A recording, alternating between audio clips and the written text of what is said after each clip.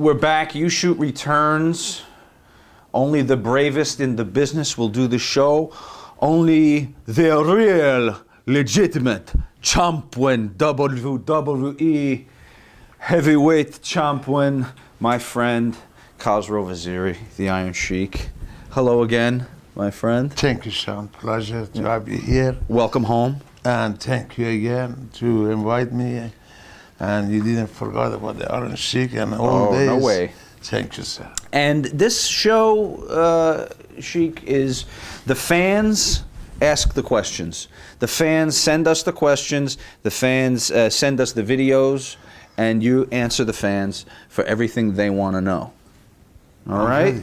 Yes. Some wrestling, some fun stuff. Some of the gimmick, and some of the wrestling. You know, they want to know everything. So you're going to tell them everything. You've always been very honest. Yes. So Jason Worthing starts off and says, Sheiky, who is the #1 producer of the Shoot interview? Sean, absolutely. Unbelievable. Unbelievable. I didn't even have to cue him for that. That was natural. Daniel TX13 from the board at F4W Online. Tell about what it was like growing up in Iran. Well, growing up in Iran was rough first for me. I have to do my bicycle for 2 miles to go make the gym and training. And I was 15 years old. Did you say you had to ride a bike for 2 months to get to the gym? No, 2 miles. Oh, Christ, I was going to say. 2 miles. You get in and 12 workouts a year. To practice and 3 times a week. And national sport in Iran was wrestling and soccer football. Right. So, but I was involved with wrestling since I was 15 years old. And after 6th grade, up in 7th grade, I started to go practice 3 times a week and all year round. What about your parents? Was your father an athlete? My father was himself a good wrestler, and we had my cousin Ghulam Reza Takhti, greatest champion we had. He was the one that was killed, right? Exactly. Yeah. And I grew up with a wrestling background, and to me, wrestling was a #1 sport, and my major sport was wrestling, freestyle and Greco-Roman. And are you competing competitively in school as a wrestler? Absolutely. It's 125 pounds I started wrestling. My goal was to be 90 kilogram. And then I went to the whorehouse and I put the 90. My goal was to be some 90 kilogram. 90 kilogram is equal with 180 pounds. And you had to go to the whorehouse to get the Right. Okay. And that was only tattoo high.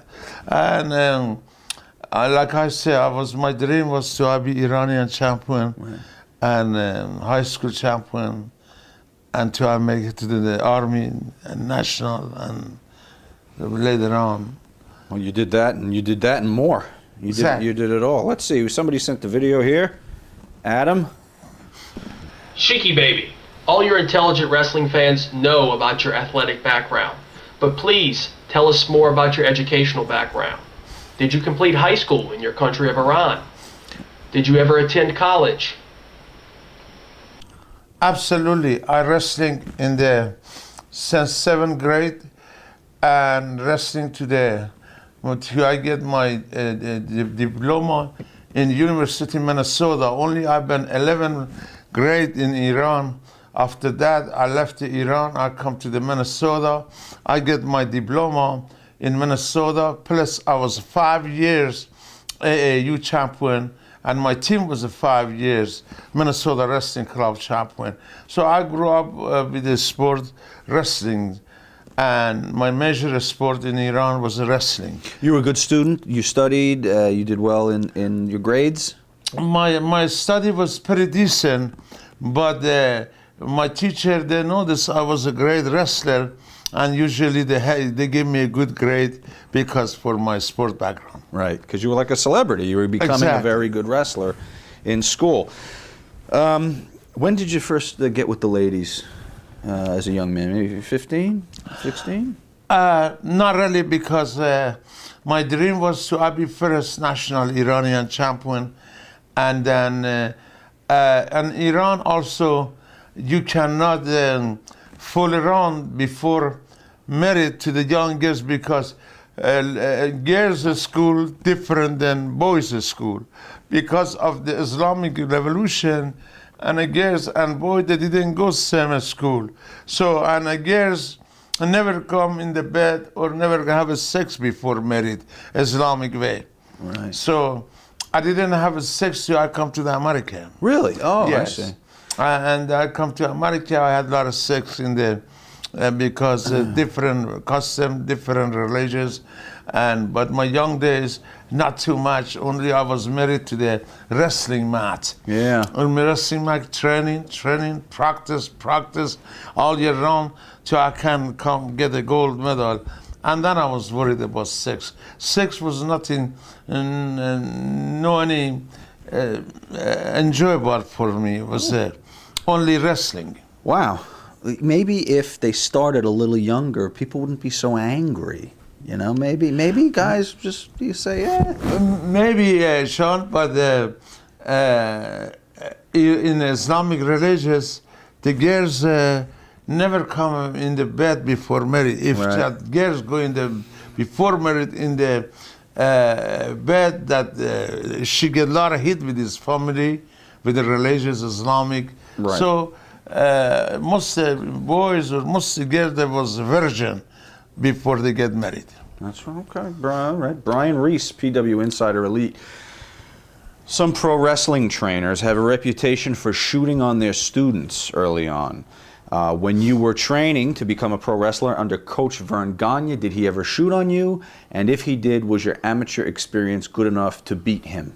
Absolutely. As a matter of fact, we went to the University of Minnesota, Mr. Gagne and myself, and we locked the door, and we shoot each other. And I have a lot of respect for him. Himself was a good wrestler, but Iron Sheik take him down and pin him, and he didn't get any point. That way he respect me, and he hired me for the IB professional wrestling. So you humbled Verne, and that's how you got the job? Exactly. Unbelievable. Kyle Sands, anyone teach you how to do the gut wrench suplex? I think you have one of the best of all time. Absolutely. That come from Rahmatullah Ghaffurian, my teacher. Of course. Was, How do you spell that? I'm kidding. I don't have to spell it. I don't know. Say the name again real slowly. Rahmatullah Ghaffurian, my teacher in the Tehran, Iran. Mr. Rahmatullah Ghaffurian teach me how to do the suplex salto. I bring the suplex salto to the America, and still people remember that was a region from Iron Sheik. Was that your favorite move, the My suplex? Because you favorite. did all different kinds. You did the German suplex, you used to do the gut wrench. Exactly, gut wrench, belly to belly, back to belly. All my was a wrestling background. Mm-hmm. Yes. Okay, Frank J. Wilson from PW Insider Elite. Is there a story behind your famous wrestling boots? Like who created them? Where did they come from? The one with the toes. Well, that the wrestling boots, we was in the Houston, Texas, and God bless him, my old friend Eddie Farhad had come to the Houston, Texas, and he had the boots like that.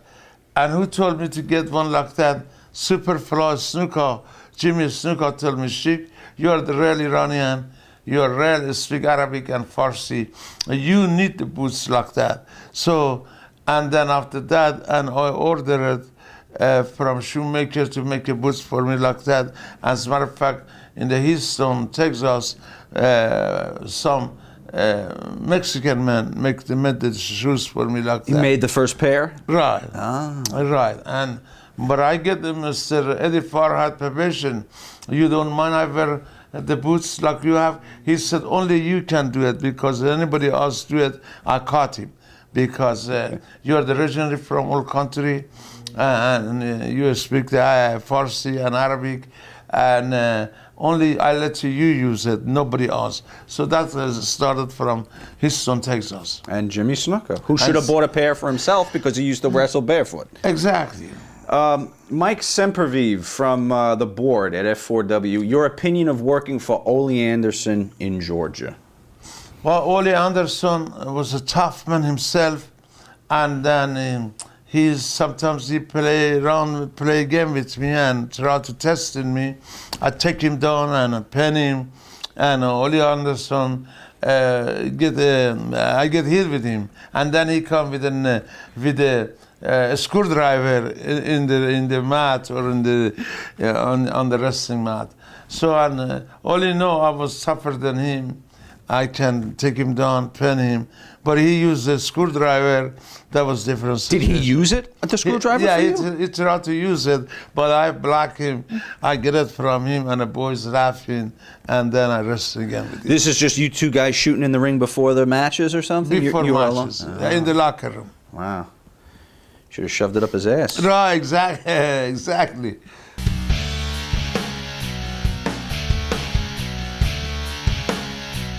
Here we are in the WWE all of a sudden. Adam says, recently you were presented with a replica of the big green belt that you won from Bob Backlund in 1983. Here you are with some guy there. I don't know who that is. Eric, maybe? Oh, maybe Eric. Okay. Whatever happened to the original strap that you took from Backlund? For many of your interviews, you carry the big gold belt, the one we saw before, which was introduced in the NWA in 1985. Okay, so do you remember what happened to the actual belt that you took from Bob Backlund? Did you have to give it back? Absolutely. That was the regent belt. I think, I'm not sure. I give it to my agents. Eric, keep it for me. But this is a different one, the regent one. You had to give back. Exactly. Okay. I don't have the green belt. I don't have the green belt in the house. Well, that would be nice. I don't have that one. You have a different belt I give you, right? Yeah, just the regular WWE The regular. knockoff belt. Okay. Right. Not the green Here's belt. another question, Sheik. Did Verne Gagne actually offer you $100,000 to break Hulk Hogan's leg? Just let us know. Don't know. Tell us about that, Kaz. We always hear about that. Verne came and said if you broke Hogan's leg and took the belt back, he'd give you $100,000. Is it true? Did it really happen? That was 100% true because Hulk Hogan was wrestling in the Midwest for Mr. Gagne territory, and I was in New York. And that time, they had a big competition in between New York and Midwest, Mr. Gagne territory, what they call it, AWA. AWA, sure. AWA, and also different territory like North Carolina, Charlotte. Crockett and right. Florida, all that, yeah. Yeah, so my coach, I call him coach, Mr. Gagne, he found out I'm the WWF champion. And Hogan was the Minnesota. And Mr. Kennedy McMahon Sr. offered Hulk Hogan to come to the New York. Iron Sheik is the champion, and Iron Sheik gonna drop the belt to you. You're gonna be my champion. And then he promised him, finally Hogan come to the New York. And 1 week before I go wrestling with Hulk Hogan, my coach, Mr. Gagne, called me, and he told me, Costro, and don't drop the belt to Hulk Hogan, break his leg, bring the belt to Minnesota. Myself and Bill Watts and Jimmy Crockett, we all gonna take care of you $100,000 because that time cable was strong. And Mr. McMahon and his company and Cable bankrupt all of them. Right. So that was a true story, and I take I take Kennedy McMahon, Senior, Junior, in the private locker room before I go in the ring. I tell him who called me and who offered me that much money to break the Hulk Hogan leg, take the belt to Minnesota. But I want to let you know, the hand fit me. I don't cut that hand. That's because I didn't go and I didn't double cross the WWF. Now, the thing I never heard about this that I just heard for the first time, it wasn't only Verne that was going to give you the money. It was Verne and Crockett and Watts? Exactly. Because WWF, Mr. McMahon, bankrupt all of them. Right. And that's because the money come from all three territory for me to I can break his leg, take the belt to Minnesota, and I take him before I go in the ring. I talk to them. I tell him what happened. And they must have said, thank you, thank you, thank Exactly. you. And then Thank you, thank you, thank right, you. right. Thank you. And then Kennedy McMahon hugged me and he tell me, "You're a good man and you have a job here as long as I live." Which was actually only a few months after that, right? Exactly. He died. Okay, lover of beers from Online World of Wrestling. The scariest clip from 1980s WWF that I encountered was on WrestlingGoneWrong.com, Madison Square Garden, New York, January 23rd, 1984. That's the day Hogan won the belt from you, or you gave Hogan the belt. You were wrestling that jabroni Hulk Hogan. After beating him down to the mat, you stepped over and applied the dreaded camel clutch. You clearly had a raging boner and an erection.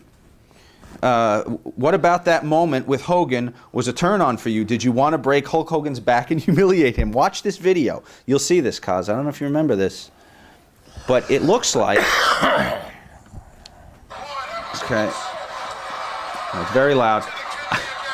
If you look at that. What happens right there? It looks like you get excited for a minute to break his back. Watch. We zoomed in on it for you.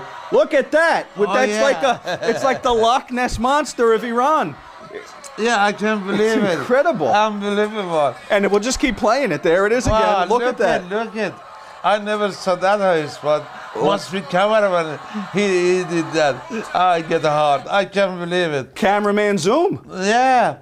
That's very unusual to I see myself that be that long and 10-inch and be like a master in the ring. Absolutely. Well, that just shows you're very serious about the wrestling. You're very excited because you're. I get hard. I can't believe it. Sean Mooney.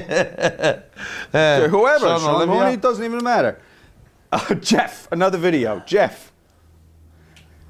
This is the best show ever, by the way, already. Oops. Hello, Iron Sheik.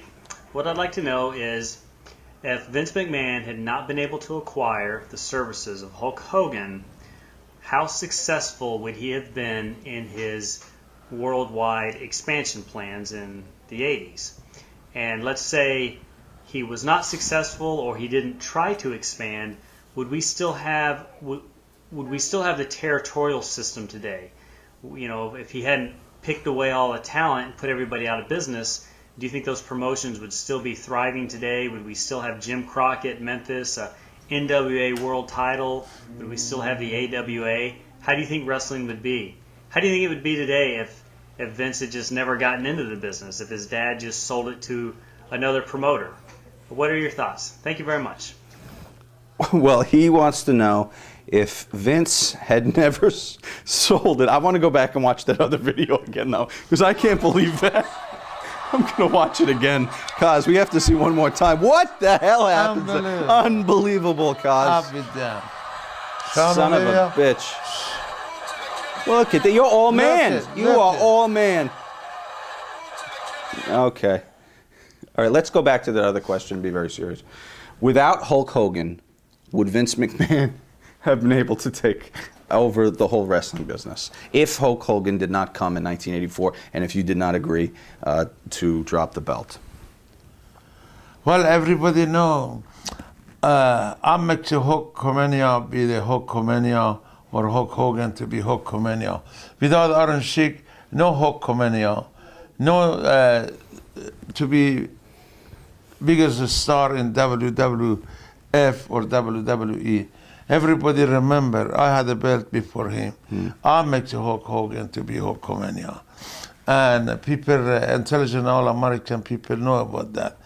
But Hulk Hogan promised me, Sheiky baby, I'm going to return the favor back someday, but he never did. That way, I think Hulk Hogan is a just talker, gold digger, jabroni. Right. But do you think that the territory system would still be here today? Do you think it would have been like it was back in the older days where you had different promotions running different parts of the country if Hulk Hogan had not become champion? Absolutely. You know, I mean, people remember I was the champion before Hulk Hogan, and I had a belt. And if Hulk Hogan was not here that time, and I mean, another thing, I was mad. They didn't even give me return match, maybe 1 or 2 times. I think later in the year, I think like you dropped the belt to Hogan in January. I think in December of that year you came back, but it was a whole year. You're right. They put Hogan right away with Orndorff and Dr. D and John Studd, and they didn't give you that. Exactly. Why? Well, that's a good question, really. Why didn't you say, what the fuck? I could have broke his leg. Give me another Madison Square Garden payday. Exactly. And you needed me to be your manager. You shouldn't have had this. Well, you didn't have this clown back then, but I should have been speaking for you. Exactly. I was 12. I wouldn't have said a word. Jeff Martin, memories of your skit on the T.N.T. show with the Camel. Do you remember that? When you brought Clyde the Camel, or Claude? Claude the name Camel. Of my camel. And he also says, did you guys film the T.N.T. show on your day off, or did they fly you to Video One in Baltimore during the tour, and then you had to go right back on the road? So talk about the Camel first. Well, the Camel was Mr. McMahon idea, and then the Claude was my camel, and we had him in the Baltimore T.N.T., and usually they fly me from home to the taping in the Baltimore. And the camel, his name was Claude, and was my camel. And that was Vince's idea. It was shitting all over the place. I remember Exactly. that, right? It must have smelled terrible in there. You wouldn't tape this when you were wrestling in Baltimore. They would fly you in special for the show, for the T.N.T. show. Right. Tape it, and then you fly back out onto the road. Maybe you have to go to California for a match the next day. Exactly. Okay. All right, here's a video I want you to see. Greg Pike found this and he said, what is this all about with Mickey Sherman? Can you explain this? This is very interesting. Let's look at this. This is the lawyer, Mickey Sherman. All right, we are going to do... That's Howard Finkel. I need quiet, please. All right, ladies and gentlemen, this is a very special presentation, and I need quiet, please. Ladies and gentlemen, this is a very special presentation. This is a presentation that is designed and geared to help benefit the Iron Sheik in his cause. Thank you very much. All right, you may look any time. I'm going to give you the cues. I'm going to time this. Okay, are we ready? Here we go. 5, 4, 3, 2. You're going to make 2 shout outs. Thank you. 1. Thank you very much. We're here today to talk about the Sheik. Your Honor is well aware that the Sheik has been charged with assault in the 3rd degree in Bridgeport, Connecticut. We've got some people here who know the Sheik, who work with the Sheik, and who think very well of him. Right now we have Freddie Blassie, his well-known manager. Freddie, the Sheik has been charged with a crime. I'd like you to tell Judge Rotman and the prosecutor what your opinion is. Just a minute, you pencil neck geek. Don't interrupt me. Judge Rotman, let me tell you right now, I've never met a more honorable man in my life than the Iron Sheik. The man's word is better than all the money in a bank. You know what I'm talking about? And listen, Judge, you pencil neck geek, you, I'm telling you the way it is. And Sherman says you're going to be running for office soon. Listen, I'll get out there and I'll vote for you 10, 15 times if necessary, but this is my man right here, and you better do right by him, you pencil neck geek. You know what I'm talking about? Old Judgy, oh boy! Keep quiet, Sherman. Thank you very much. Next we have Arnold Skolin. How are you? Arnold, nice to see you. Nice seeing you. I've wrestled with Sheik many a time, and he was a tough man in that ring, but outside that ring, he's a real gentleman. A decent man? He's a decent man. And you don't think he's capable of committing the crimes that he's been accused of? No, I don't believe it at all. I know if he was in a ring wrestling him, I could see him do something like that, but not outside that ring. He's a real gentleman outside Arnold, that ring. thank you very much for coming. I think next we have Bobby the Brain Heenan. That's right. I've been acquainted Look who with they the call Iron for Sheik character Cosgrove witnesses for Vasari you. Bobby for almost Heenan, 15 Freddie years Blassie. I'm of surprised they professional didn't give you the wrestling electric career. chair. When he taught the Olympic team at University of Minnesota, when he came over from Iran, when he started in professional wrestling. I know him from the beginning. No man has dedicated himself harder than this man in the sport of wrestling, Greco-Roman, freestyle, professional wrestling. The man is a dedicated athlete. He travels day and night all over the United States, all over the world. He's one of the busiest wrestlers in the world, and he has a language problem. He doesn't always understand things, and I think that he deserves a break. And everybody makes mistakes every now and then, and I just think he was a victim of circumstances. You think maybe the language problem had something to do with the incident? Well, of Maybe course it was it a does. misunderstanding? That's what I would say. I know he has a lot of trouble with referees, has a lot of trouble with opponents. He has no trouble with judges. He has no trouble with Bobby the Brain Heenan. So try to be a fair guy. Give him a break.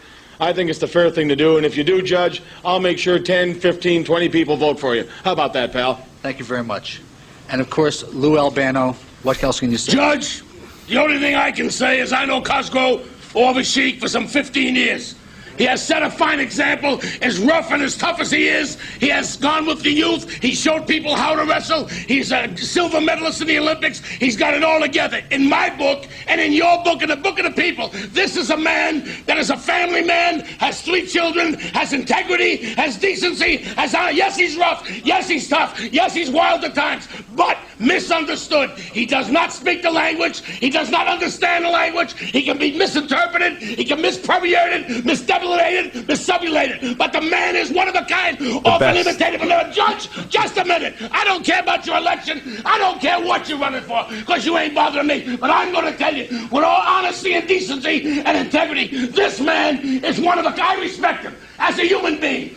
He wrestles rough, he wrestles tough, he's unbelievable, never matched. But he's a good, compassionate human being, a family man.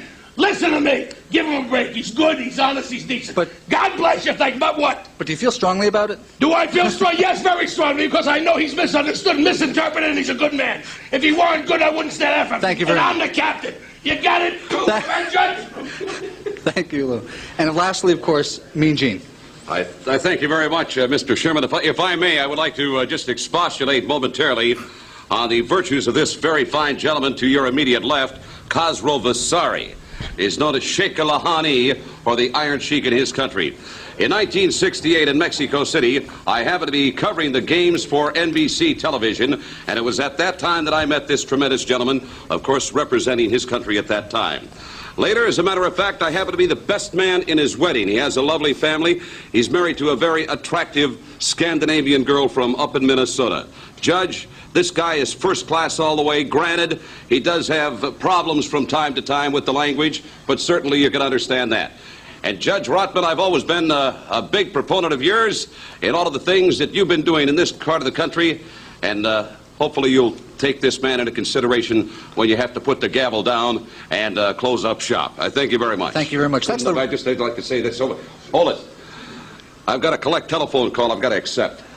That's the wrestling community. Of course, in the world of entertainment, showbiz, Grammys, everything, Cyndi Lauper.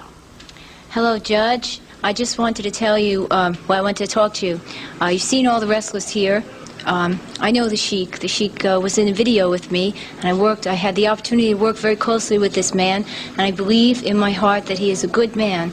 And he is a good man because he believes in things, in good things. And sometimes image can, and I know about that, can throw people.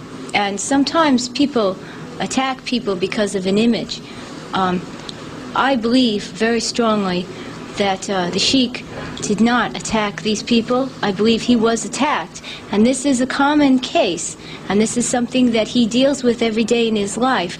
I do not believe that the Sheik is capable of doing such a, I guess, a dastardly deed. Is a dastardly deed? How do you say That's that? dastardly. Dastardly. I'm sorry. But, One dastard's enough. yeah. If you would please take into consideration here that this is a good man, he's a family man, and he's a very hard worker. And sometimes people can be real dumb I would be here all day and if you do watched some that whole dumb thing. Do you things remember to that? other.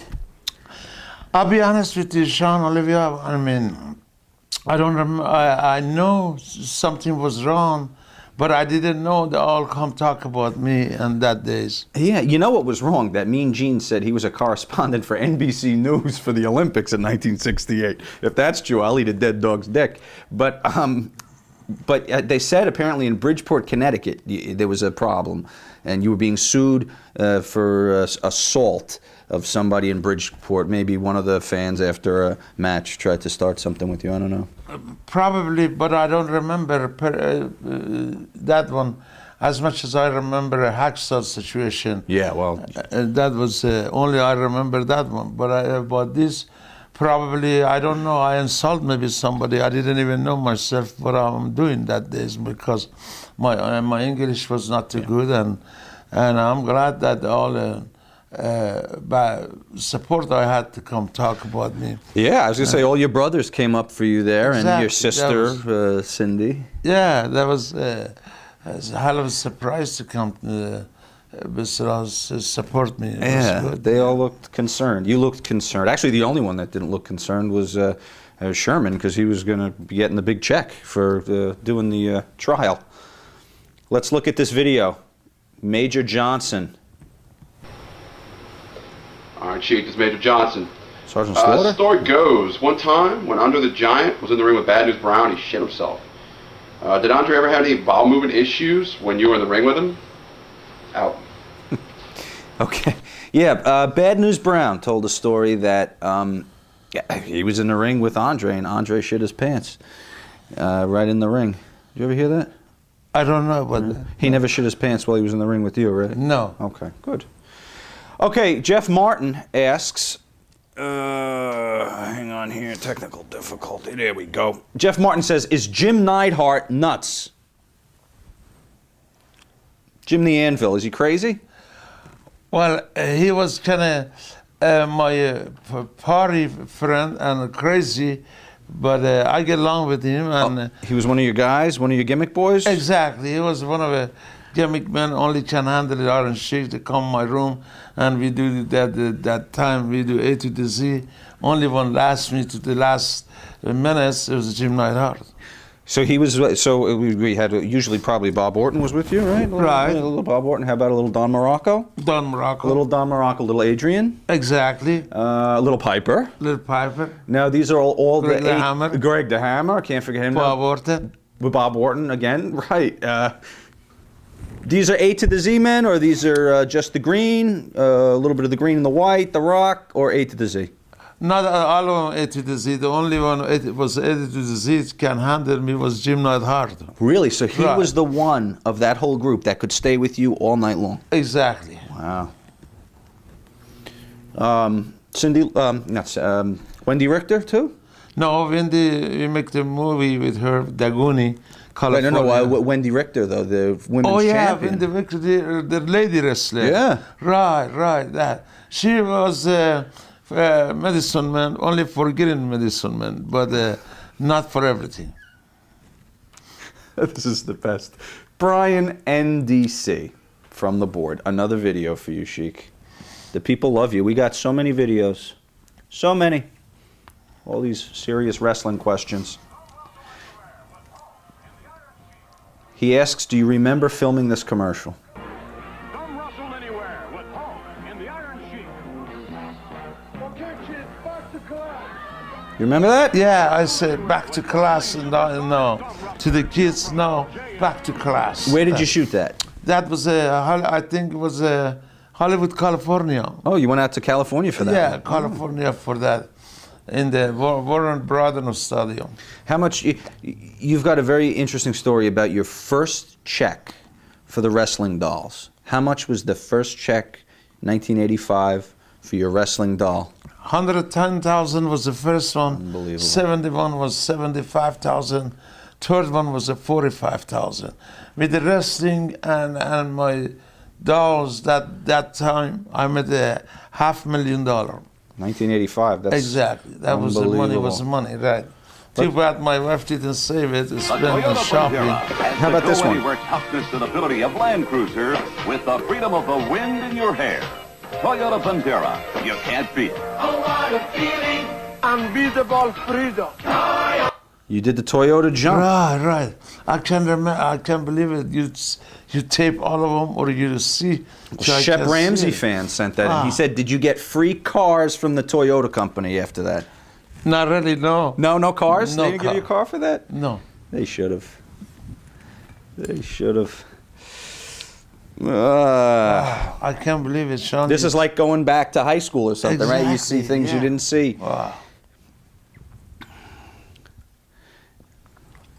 Except if that was true, I'd be sitting here speaking Farsi also, because I would have been in high school with you back then. Jeff Martin,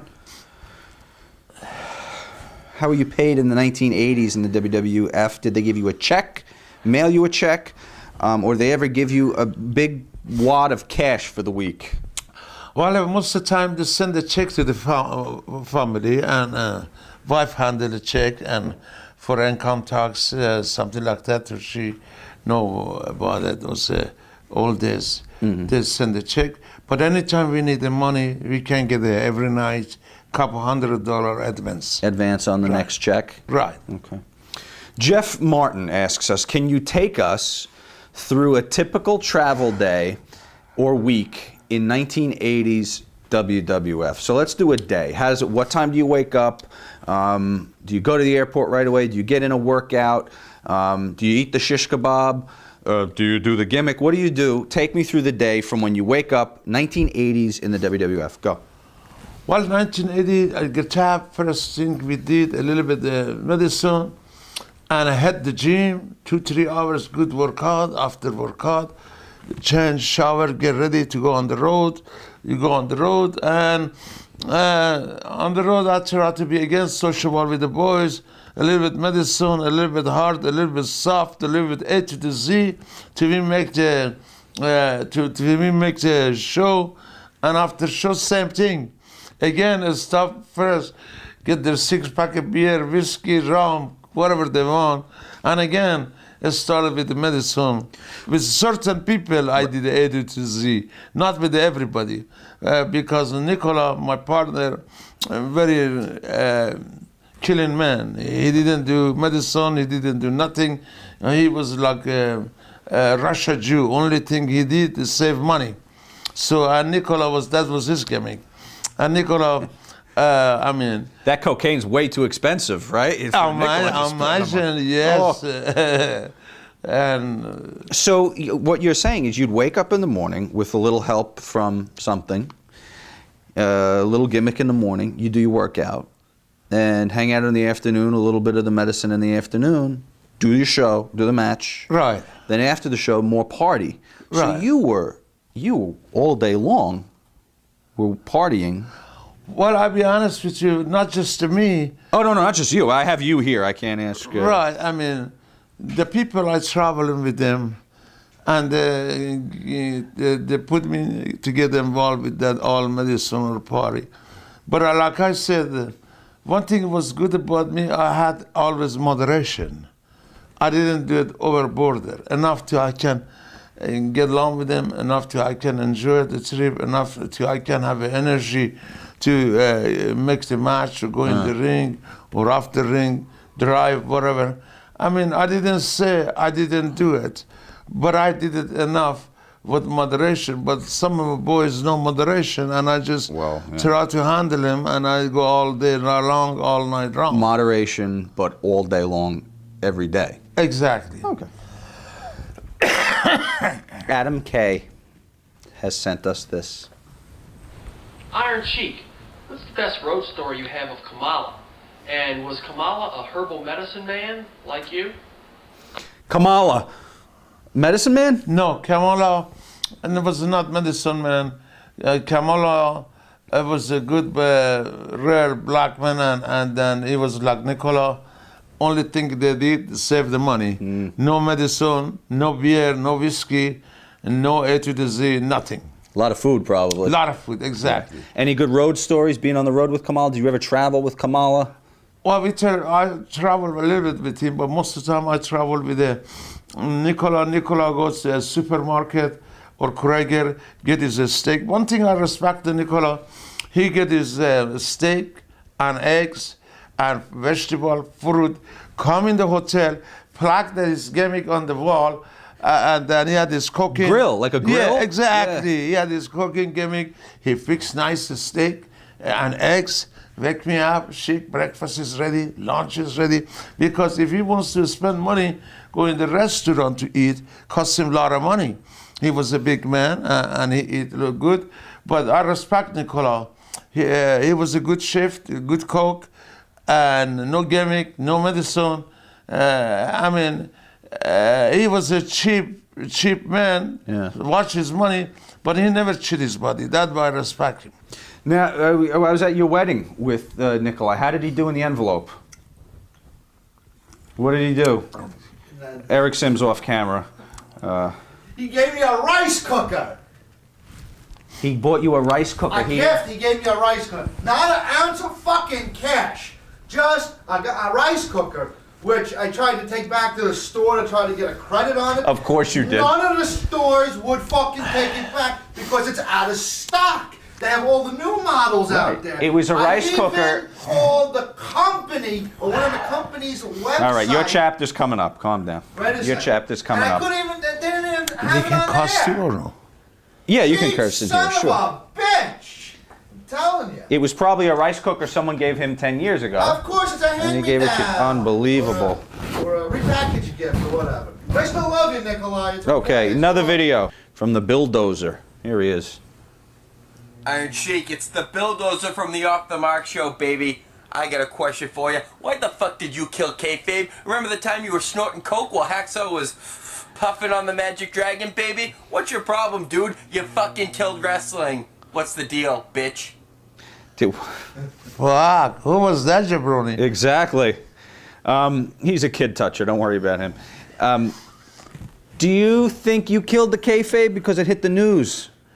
You were traveling with Hacksaw. You were supposed to be in a feud. Absolutely, because we was supposed to wrestling Asbury Park, and we was a main event, Hacksaw and I. But I was stuck. I didn't have a choice to make the show from New Jersey Airport to the Asbury Park, and we make it all over to the Middletown, Asbury Park, the Middletown of the New Jersey. Little jabroni police stop us, and we met it.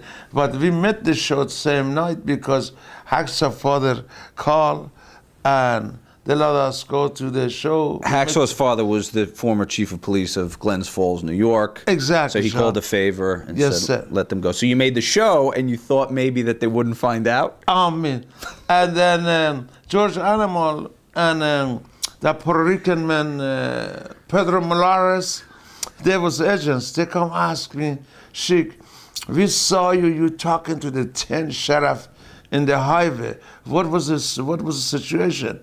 I said, if I tell you, you're not going to tell Vince? He said, no. I said, yeah, we was driving and we had a cup of beer. Police stop us, and we when sheriff come to talk to me and ask me what was the situation. And they said, don't worry, I'm not going to tell Vince, and everything's going to be all right. But the next day it was on the newspaper, Good Morning America, and then World News. That one, Kennedy McMahon found out, and he tell us, Hacksaw and I, we both go home.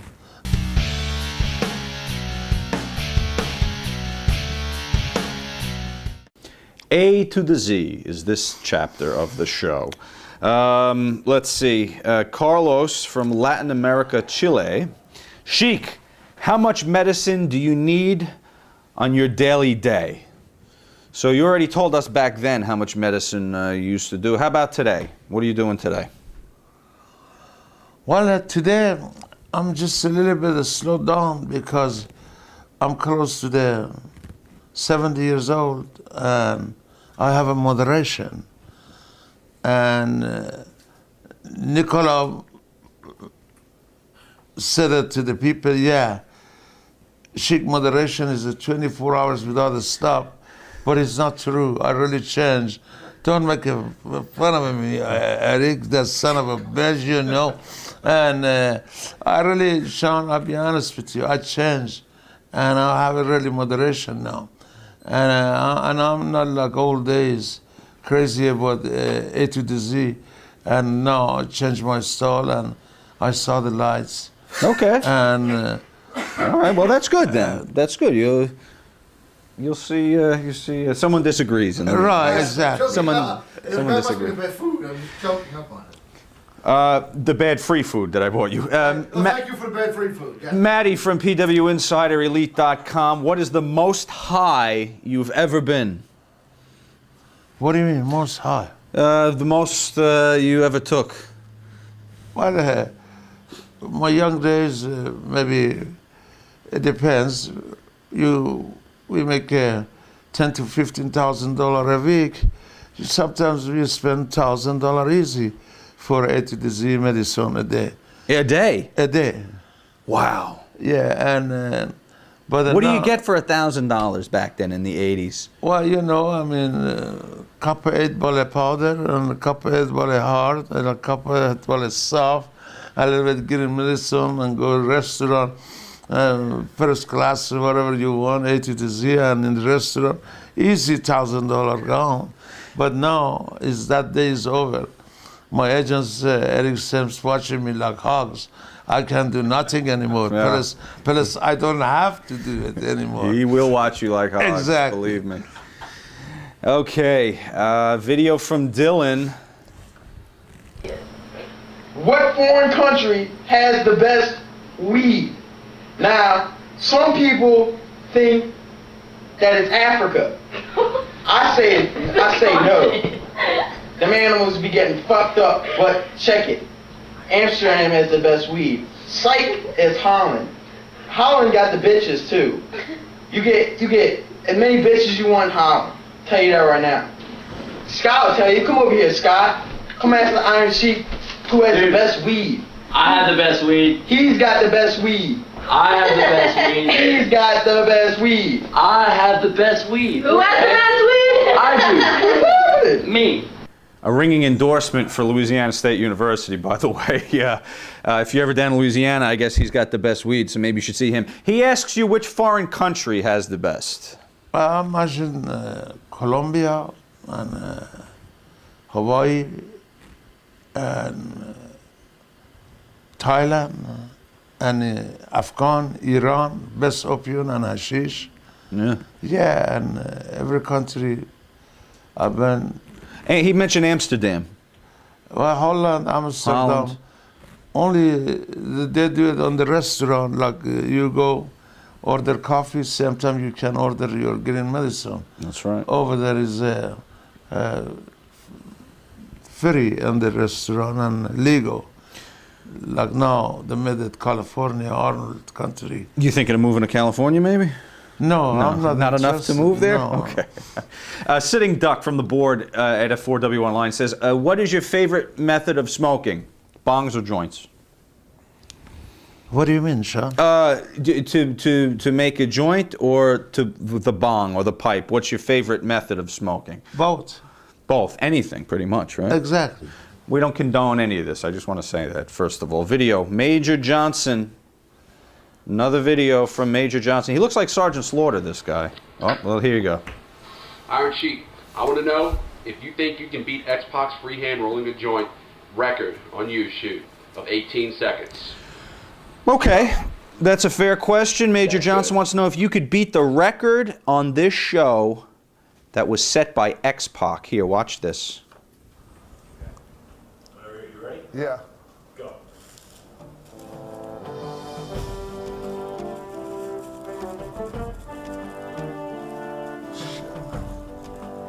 Oh yeah, that's Expo. Yeah. Yeah, that Jabroni spoke too, right? Yeah, Sabu set the record 1921. He's going to try and beat it. Stop the clock. He did it. Oh, he did? He beat Sabu's record. Do you think you could beat X-Pac's record right here today? And I have to say, I don't think so. It's a very tight rope. Maybe not. Let's see. Let's see. Where are we here? We got. Well, hold on a minute. I'm still talking. I mean, to roll a joint? Yeah. All right, so history. And he break the Sabu record? Yeah. Well, you got to use the gimmick stuff we have, not any real stuff. Let's see if you could beat the record. I don't think so. I'm not good for that. But if you want, listen, you are old school, legitimate So you have to maybe try. Can you No, try? I don't think so. I can break the record with that. The rolling joint. Mine, I put him in the pipe. Use the pipe. Right, and that way I can break the record to put in the pipe. Well, yes. But this 2 seconds, right? 2 seconds into the pipe. Yeah. So you don't roll. So this wouldn't work. Okay. Well, that's that. You know, I got to tell you, most of the people when they heard you were going to be on the show, they said that X-Pac's record is in trouble because they knew you were going to be here. Try it. For the video, try it. Try rolling. Well, I'll be honest with you. Come on, do the mustache. There we go. Get it ready. Here we go. Yeah. Let's do it. All right. For the tape, let's do it. We have to beat X-Pac's record. We can't let X-Pac, Here you go. young generation, show the legend. Here's the fake stuff right here, and whenever you're ready, we will start the clock. I will give you the... How many minutes or how many seconds he will... Well, you would have to beat 18 seconds. 18 seconds. Ready? Start the clock. 18 seconds. Yeah. Ready? Go. Oh, lots on. Go ahead. Okay. Go ahead.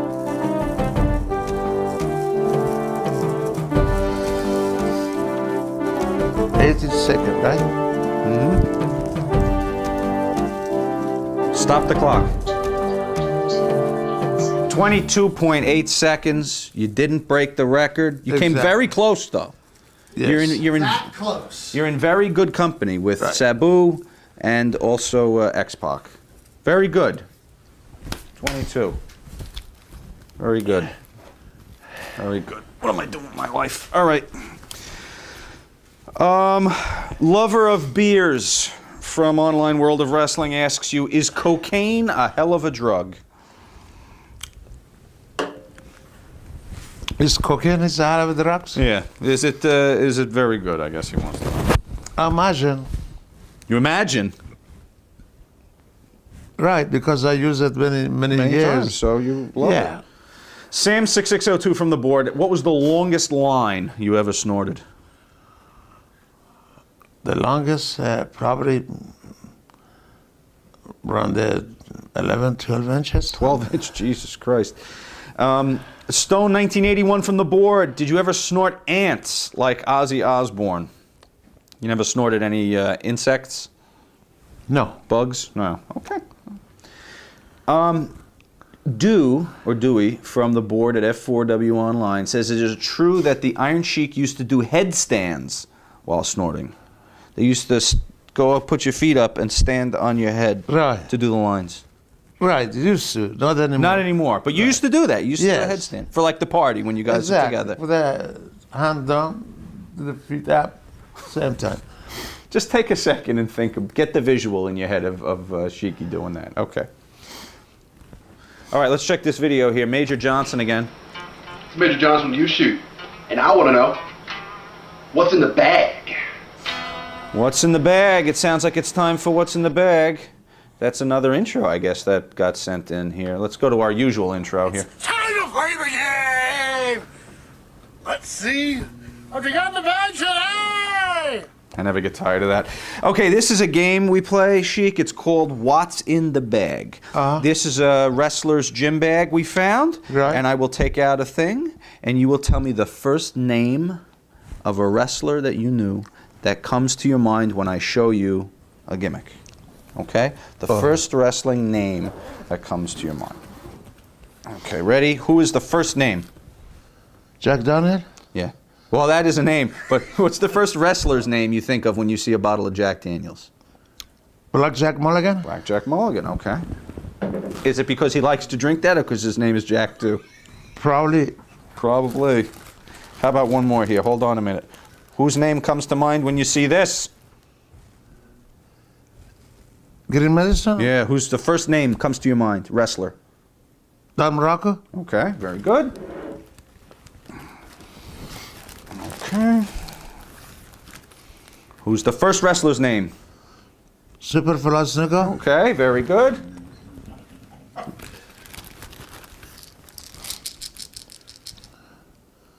First name? Pills. Oh, Jim Neidhart? Jim Neidhart, A to the Z.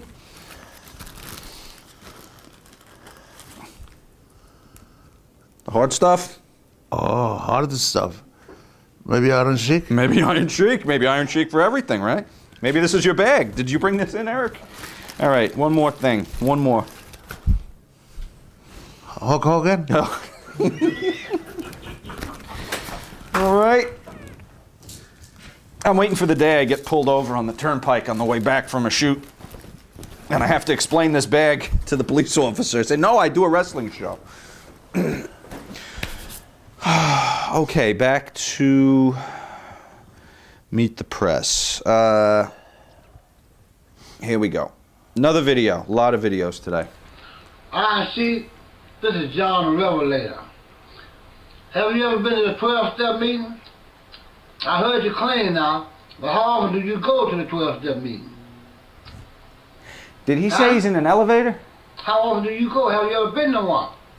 You say you clean. Do you work the program? You know, meeting makers make it. Meeting, step, 12-step, sponsor, and read the book. That's how you stay clean. Meeting, 12-step, get a sponsor and read the book. That's it. It works every day. What the fuck are you talking I about? think the Sheik speaks better English than this guy. I mean, really. He wanted to know if you ever were at a 12-step meeting, Rehab. You know, when you go to the meetings and they to get clean. Yeah, I've been WWF, Linda McMahon, beautiful lady, put me in the rehab for 1 month in Georgia. Yeah. And I've been rehab 1 month. And it lasted about a month? Right. Right. What about, now he mentions, what book is this a reference to? The Bible? The book. The Bible. Yeah. Did you ever read the Bible? In the rehab? Or I guess anywhere. I read the Bible, Islamic Quran. Quran, okay. Right. Right.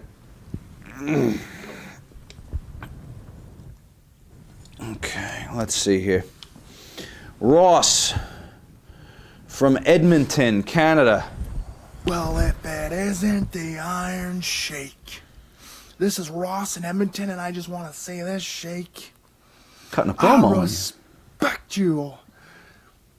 But, man, enough is enough, man. You're out of your mind, man. You need some help, man. You're too out of there, man. I'm just saying. Have you thought about going to rehab or something, man? I mean, I don't know. I don't want to see you like this, man. I just want to know, are you in good shape, man? Because, man, I don't know. Are you able to even, like, put the camel clutch on anymore, man? Because last time I saw you, man, I thought a baby was going to pop out. Take it easy. He's shooting on you a little bit there. He said, by the way, he said man 11 times. The researchers counted, right? That's accurate? 11 mans in that. Okay, well, he said, well, he asked, did you ever go to rehab? You said you went to rehab. He asked if you're in good shape. You in good shape today? Not today. I was good shape before a lot of damage on the knee and ankle for wrestling many years. And now I'm in not good shape like my young days, no. Right. You think you could still put the camel clutch on Eric Sims? No comment. Think you could still get him in the camel clutch some night? Maybe if you're sharing a hotel room and he's asleep, you come over, get that thing flying up in the air that you had there, give him the camel clutch? No. Greg, Not if he wants to get paid. Greg Pike, you didn't get paid anyway with you. Greg Pike, did you do steroids back in the days? Did I? Yeah. I'll be honest with you, Sean, and I was living in the New Haven, Connecticut with Hulk Hogan, and he invited me into his room a couple of times, and he used to look himself on the mirror, and he did a shot in his butts, and a couple of times I did it to myself in the Hogan room, but not very much, just very few times. In the 80s when exactly. When you had to be big. All right, let's see here. Video from, this is John again. Hey, Auntie, I heard you was good friends with Junkyard Dog. How often, you did a lot of drugs, how often did you keep in touch with him before you died? How often did you see him before you died? Did y'all work the program together? Do the stuff together or what? Tell me about that. All right, another reference to the program. John must be a recovered fella, which is good. He wants to know if you were good friends with the Junkyard Dog. Yeah, I was good friend. As a matter of fact, he was one of the first one to put me with that hard gimmick, hard medicine. Oh, he liked the rock. Right. He liked the crack. Exactly. Did you keep in touch? Did you keep in touch with him before he died? Keep in touch with the Junkyard. With Junkyard Dog after you guys got out of the WWF. Is he someone that you kept in contact with on the phone or? Yeah, independent, and once in a while I saw him. Yes. Yeah. Okay. Do the gimmick together on the Independence? Do the gimmick together, right? Okay. Okay, Major Johnson, back here again, Sergeant Slaughter. Ah, see, now he's not in his gimmick. Iron Sheik, going through Canada Customs, you placed a bag of weed in Berserker's bag and claimed it was Lombardi's. Why couldn't you just hold on to it yourself, transport it yourself, be a man about it, and not try to put your problem on someone else or in their bag without them knowing? That's wrong. It's against man code. What the fuck? Okay, do you know the story he's talking about? He's saying that you put a bag of weed when you were going through customs in Canada in the Berserker's bag, and you said that it was Steve Lombardi's. True? That's not true. That was Steve Lombardi and myself, and then they told me whatever I had, put in on the table. That's because I left a different Berserker bag, maybe because he already was gone, and he didn't get caught. That was, yeah, I did it, and because we don't want to get caught. But it was your stuff in Berserker's bag? Steve Lombardi and myself, both. So Lombardi was holding some stuff. Right. You were holding some stuff. Right. And you both put it into the Berserker's bag. Right. And Berserker got through customs. Right. Okay. Is it because you got stopped? I'm just trying to figure out why you put it in his bag. Because I had a lot of hit in there by custom, always. They check me. So I noticed they're not going to check him. I see. And I put his bag in bag, yeah. Did you feel bad that maybe he would get caught? But I noticed already we've been over past immigration, and I didn't worry it. But yeah, I did it. I cannot say no. Okay. And Lombardi did it with you, though, right? Right. And he still works up there, right? Exactly. Okay. Shep Ramsey fan, is it true you got fired from the WWF during the Colonel Mustafa days for a drug-related incident involving John Nord, the Berserker? That's this incident they're talking about. Did you get fired over that? Right. That's one of the reasons that's the reason they fired you when you came a second time when you were doing the Mustafa gimmick, right? Right. Okay. How did they find out? Did Berserker went and stooged you to the office or what? Exactly. But I noticed that Steve Lombardi did not get fired. Here's the next question. Right there says, what is your take on the longevity of the Brooklyn Brawler in the WWE? Do you like him? How do you think Lombardi stays employed by that company for so long? Well, he was on the collect, and Pat Patterson, and behind him, and someone other. And he's, I don't want to mention, but he was on the collect. And behind him, you said?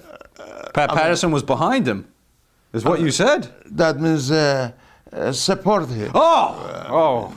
I thought you meant something else. No, I don't know if he said he's gay or not, but I mean, he was on the collect. He was on there, but he used to hang. Pat Patterson, maybe Terry Garvin. Terry Garvin, yeah, a little bit. Steve Lombardi. Who else in that clique? Bruno. Little Bruno? Downtown Bruno. Downtown Harvey? Right. Harvey, okay, that's an interesting clique. Okay. But they are good people. Harvey is good people. He's not gay. He's, good friend of mine. He's a nice man. Okay. Anthony Militech says, you say you have no respect for gays, but what about Pat Patterson? Well, Pat Patterson, I don't know. I don't know he is gay or no, but Pat Patterson, very intelligent business wrestling man. He's one of a legend because for the idea, suggestion, and he's a master. but I don't know.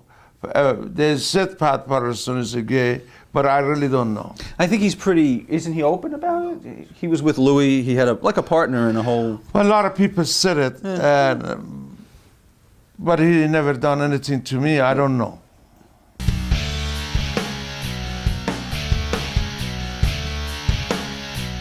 Okay, WWE again. So let's go here to another video.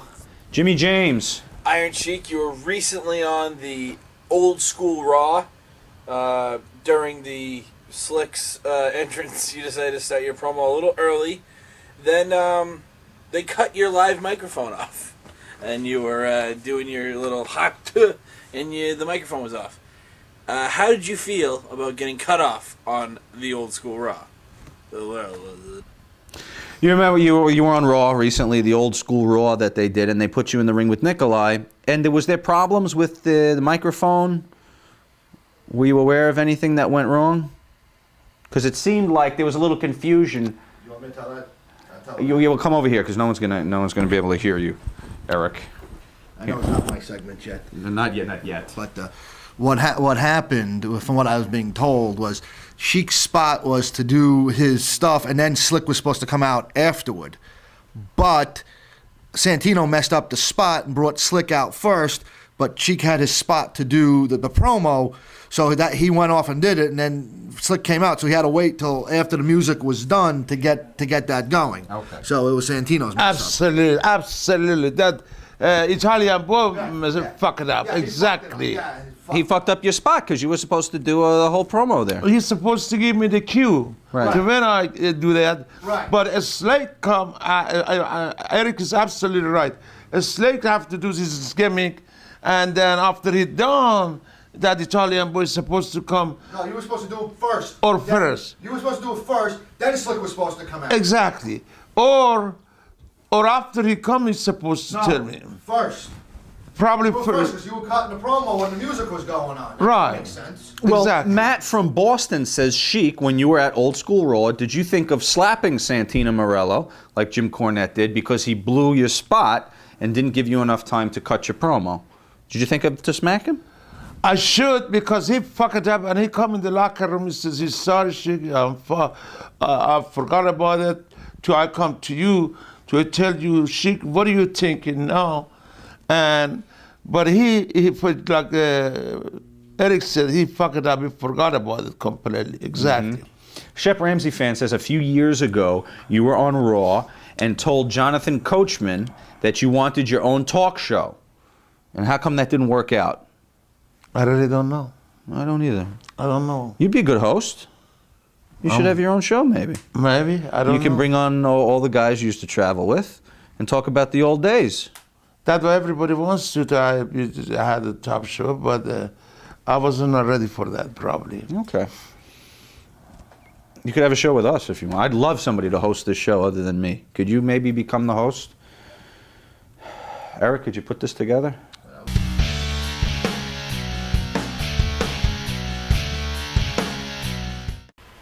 Fuck the Eric Sims. That's the name of this chapter right here. Sanjuro. By the way, first off, Eric Sims, do you have anything you'd like to say to everyone here, to your friend? Just thank you. I want to welcome. Thank you for having me on the YouShoot show. And since we're filming this just before Christmas, I got a Christmas present for the Iron Sheik, and I'd like to give the Sheik a present right before we start the segment. This is a little present for you. Happy holidays from Eric, your son. Well, so please open that up. You spent the finest, you got the finest in wrapping. This is what my wife gave me, please. And then I wrapped it up because she couldn't be bothered. A popcorn bag. No popcorn bag. That's right. Is there anything in there? There's something in there, yes. There's something in there. Okay, take this out. Here, I'm going to take this out. Here, take this. Throw it over there. There's a little present for you. It's a hat with the ESS logo on it. This is television. This is a hat with the ESS logo on it. And Sheik, I'd like for you to take off your shirt. No, don't make him take I want him to wear the Christ ESS hat now while we do this. Would you be kind as a present? How about at the end? He's Would you- dressed. I'm already dressed like that, but thanks anyway. I've read it in the bed or I wear it in the... I want you to wear it wherever you go now, because you represent the company, my company, ESS. Eric Sheik Sims, ESS. Sheik tonight in the hotel room. If you run out of toilet paper, you know what you can use now. Exactly. ESS, right? Eric Sheik Sims. So it's good for promotional. Oh, that's and available. And it's a hat that you like. This is the type of hat that you like to wear. Absolutely, Eric. Well, that's a hell of a gift. Thank you anyway.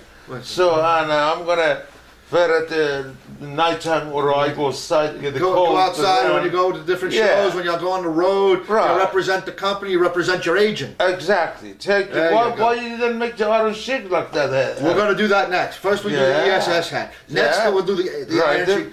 Next we'll do an Iron Sheik hat. But first I want you to wear the company hat. Exactly. The company hat. And it's classy and it's terrific. That is for the Iron Sheik. Thank you, Bob. Okay. Get that at Tiffany? That is beautiful. No, I got that at the mall at the Lids hat. Sanjuro from the board at F4W Online. Does the Sheik think people are exploiting him?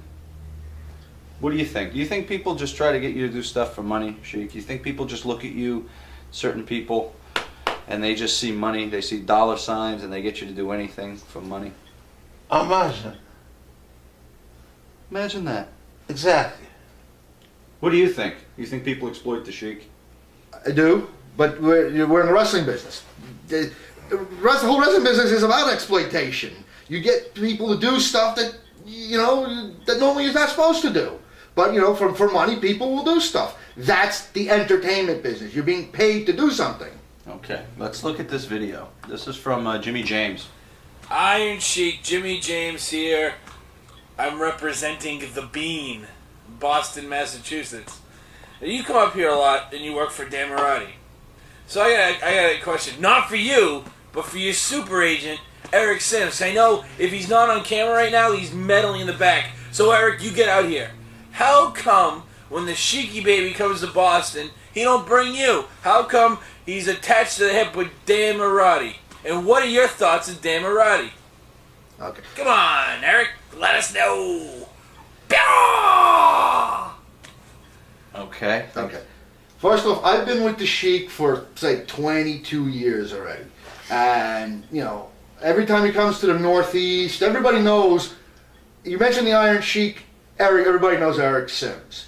But Sheik has established relationships with other people around the country also, such as Dan Mirati up in Boston. So if Dan calls him, I try not to interfere too much because I want Sheik to get work. I could block anything since Sheik is under contract to me. I have a legal contract with Sheik. I could block anything. I could block him from working, but I choose not to since, he needs the money and, whatever. So, I let him go and do that. As far as me liking Dan Mirati, I don't like Dan Mirati. I think Dan Mirati is a fraud. Yes, he runs a nice promotion up in Boston, but I just don't like some of his business. Well, what makes him a fraud? He runs a nice promotion in Boston and he gives the fans what they want. What makes him a fraud? It's just he misrepresents a lot of stuff, and I'm sure there'll be other questions. I'm going to get into proving that very shortly. Okay, Jason Worthing. Eric, in a recent interview, Dan Maloney, I love it, claims he operates all of the Sheik's social accounts like Twitter, Facebook, and MySpace. Is this true? And if so, do you control any of the Sheik's social media sites? Okay, number one, I do not control any of the Sheik's social media sites. Number two, there must be 4 or 5 different Twitter accounts for the Iron Sheik. There must be 4 or 5 different Facebook accounts for the Iron Sheik. There must be 4 or 5 different MySpace accounts for the Iron Sheik. So I'm sure anybody could lay claim to it. As far as I know, the main Twitter is done with the Megan boys up in Canada. That's the publicist for the Sheik. We work together. We're all working together. They do the Facebook for the Iron Sheik. A guy by the name of Mark Leonard does Sheik Space or MySpace Sheik Space up in the Boston area. If Dan Mirati does it, that's his thing. He has his own website. You got some operation. The Iron Sheik Online. The IronSheikOnline.com, which tries to promote the Iron Sheik, but it's all MWF based for the Iron Sheik. It's not an Iron Sheik thing where it's just solely Iron Sheik. It's everything MWF, or the Millennium Wrestling Federation, related for the Iron Sheik, which, it's good to promote his business, but not really promoting the Iron Sheik. All right, let's take a look at this video about the topic at hand. Eric Sims, it's Adam from Facebook. Adam And I want to get your response to the comment that no good Dan Mirati made about you on YouTube. One time I tried to buy a DVD from Dan Mirati's website. He never shipped it to me, and I ended up having to call my credit card company to get my money back. What Dan Mirati said about you, and I quote, Eric Sims is about as high profile as a pile of wet dog shit lying in the street. So you let him know you are the manager of the legends. Nobody takes care of legends like ESS. So tell me what you got to say to that no good piece of shit Dan Mirati. What a ringing endorsement. I was going to ask you if you were paying him to say that, but then I realized the answer is obviously no. I'm talking to Eric Sims. Adam has it right. Dan Mirati does 4 different shoot videos with the Iron Sheik and probably everybody else. He got screwed by Dan Mirati for not getting a tape and had to get his money back. And how many other people have done that? Have not gotten their products from Dan Mirati. Why I say he's a fraud. Now, I get a lot of emails from a lot of people telling me that Dan Mirati doesn't send the stuff, and how could I get it? And I keep having to tell people, I'm sorry, I'm not affiliated with Dan Mirati. Dan Mirati does his own thing. You order something from me, you get it right away within a week or two. I'm not a Dan Mirati type. Fraud! Go stick to your little, hopping on your one leg, being a fucking gimp, and just run your wrestling shows. Fuck you, Dan Mirati.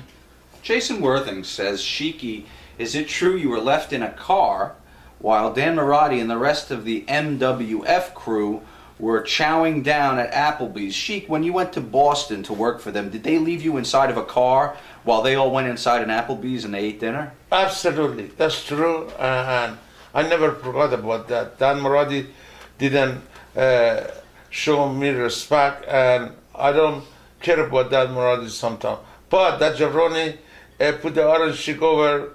He know the Iron Sheik better than a lot of people, and he booked me sometimes.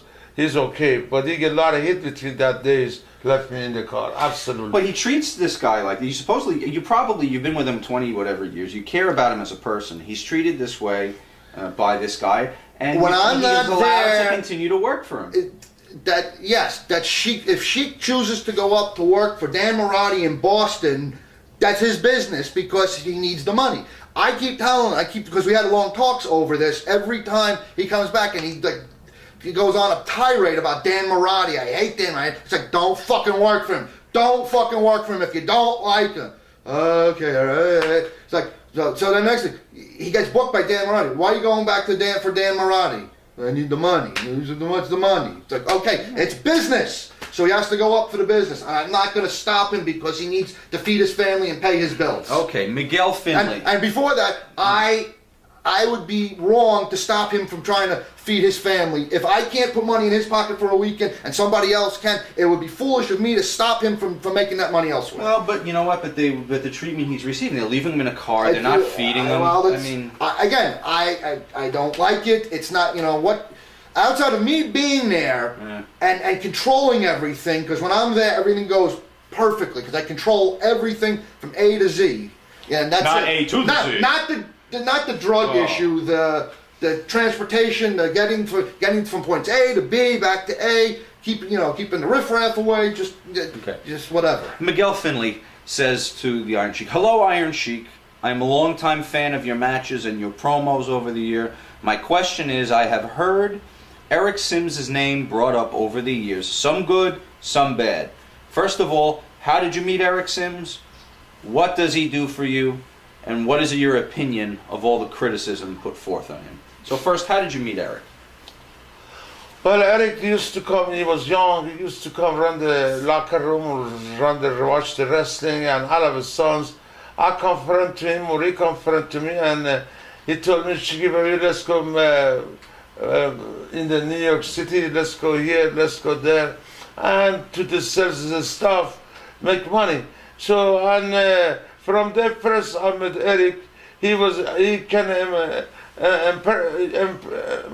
impress me, and then I had a good friendship with him to later on, and take me in the Manhattan, and I found that he's a hustler. He want to be one of us, one of the boys, and be around me, and we get along together, and then all of a sudden he become my agents.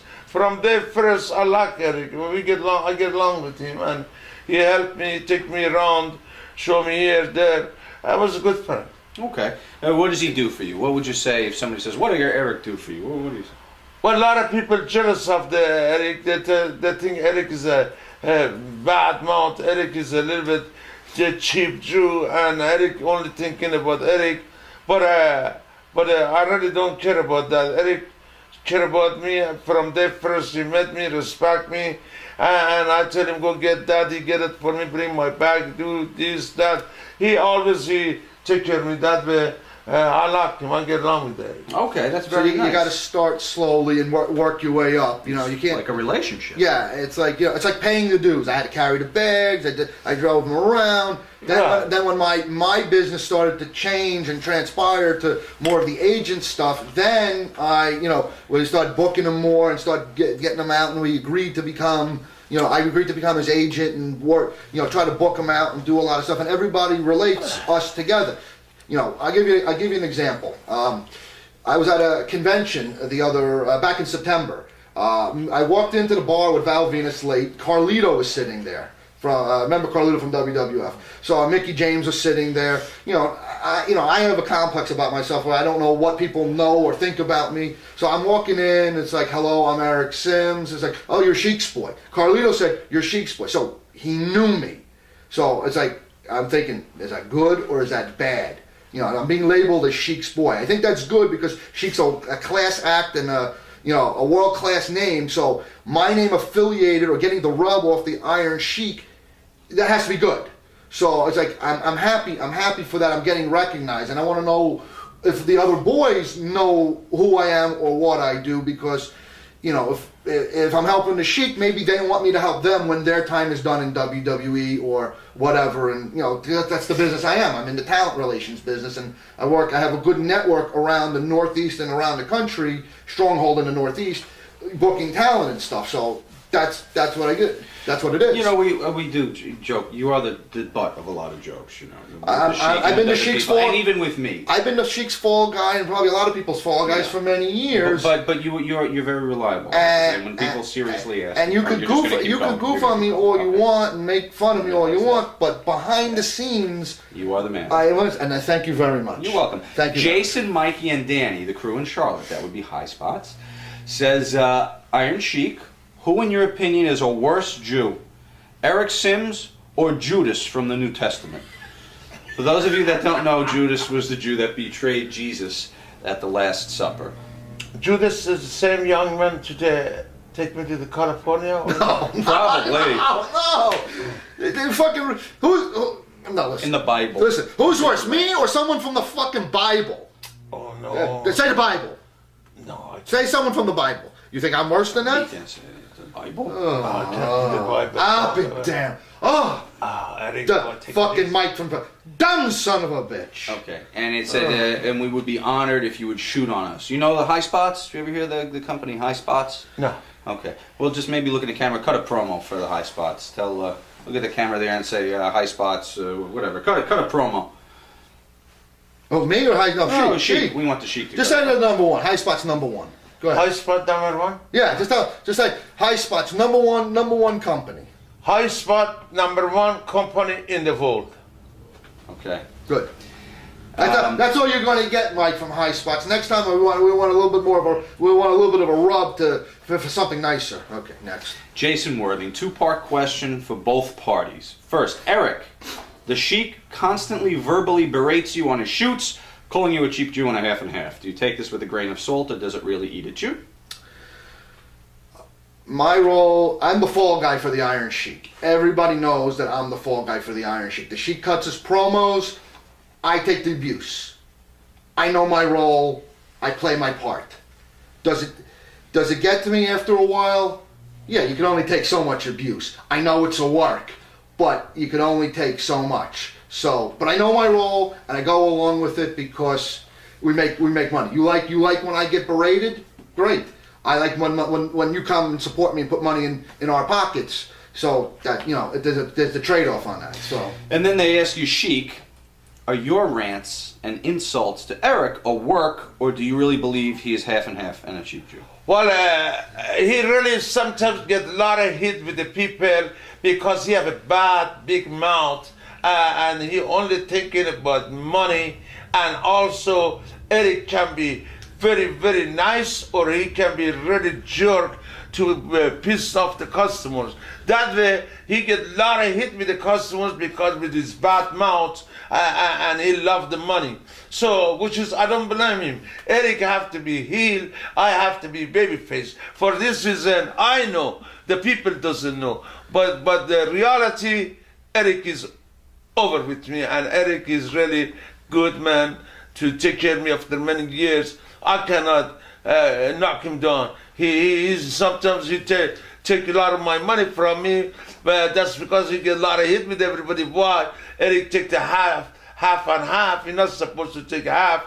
You take half. He should take only 25, not half and half. That way, I call him. He's a half and half also. But, yeah, you also have to realize that I run a legitimate business. I'm not one of these fly-by-night guys. I've been around 25 years. I run a legit business. And just so you know, just so people don't think that I'm cheating anybody here. I came prepared with notes.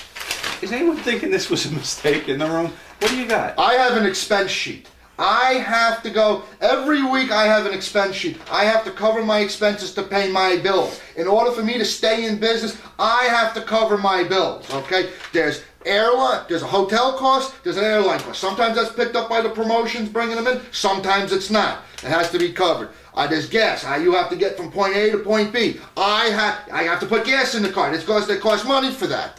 Pay tolls. It's a 2-hour distance. You go over tolls. Whatever. Listen, you got to pay for food. Whatever. You want to hear this one? Sexy Goldberg, Eric. Look at this. Iron Sheik, this is Sexy Goldberg here. You always have a problem with Jews, calling everyone a cheap Jew son of a bitch. Well, why is that? 'Cause this Jew is gonna kick your towel-headed ass. All right, Goldberg. Goldberg don't like you. Goldberg wants to know if you hate Jews. Do you like Jews or do you not like Jews?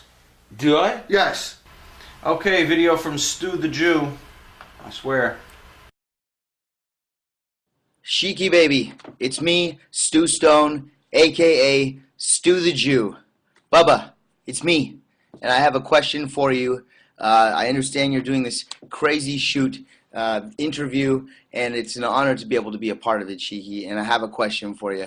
I want to know, we all know that you say Nikola is the cheapest Jew in the business, but I need to know, can you name me your 5 favorite Jews in the history of the wrestling business? If you could make that list for me, Sheiky, I got a special present for you. It's waiting for you. All the best, Sheiky. Mazel tov on all your success. You're a legend, and you're the man. Okay. Can I help Sheik with that? Stu the Jew. Stu, he has a present for you. If you can do this for him. Can I help him? The Lord with only that? knows what the present is.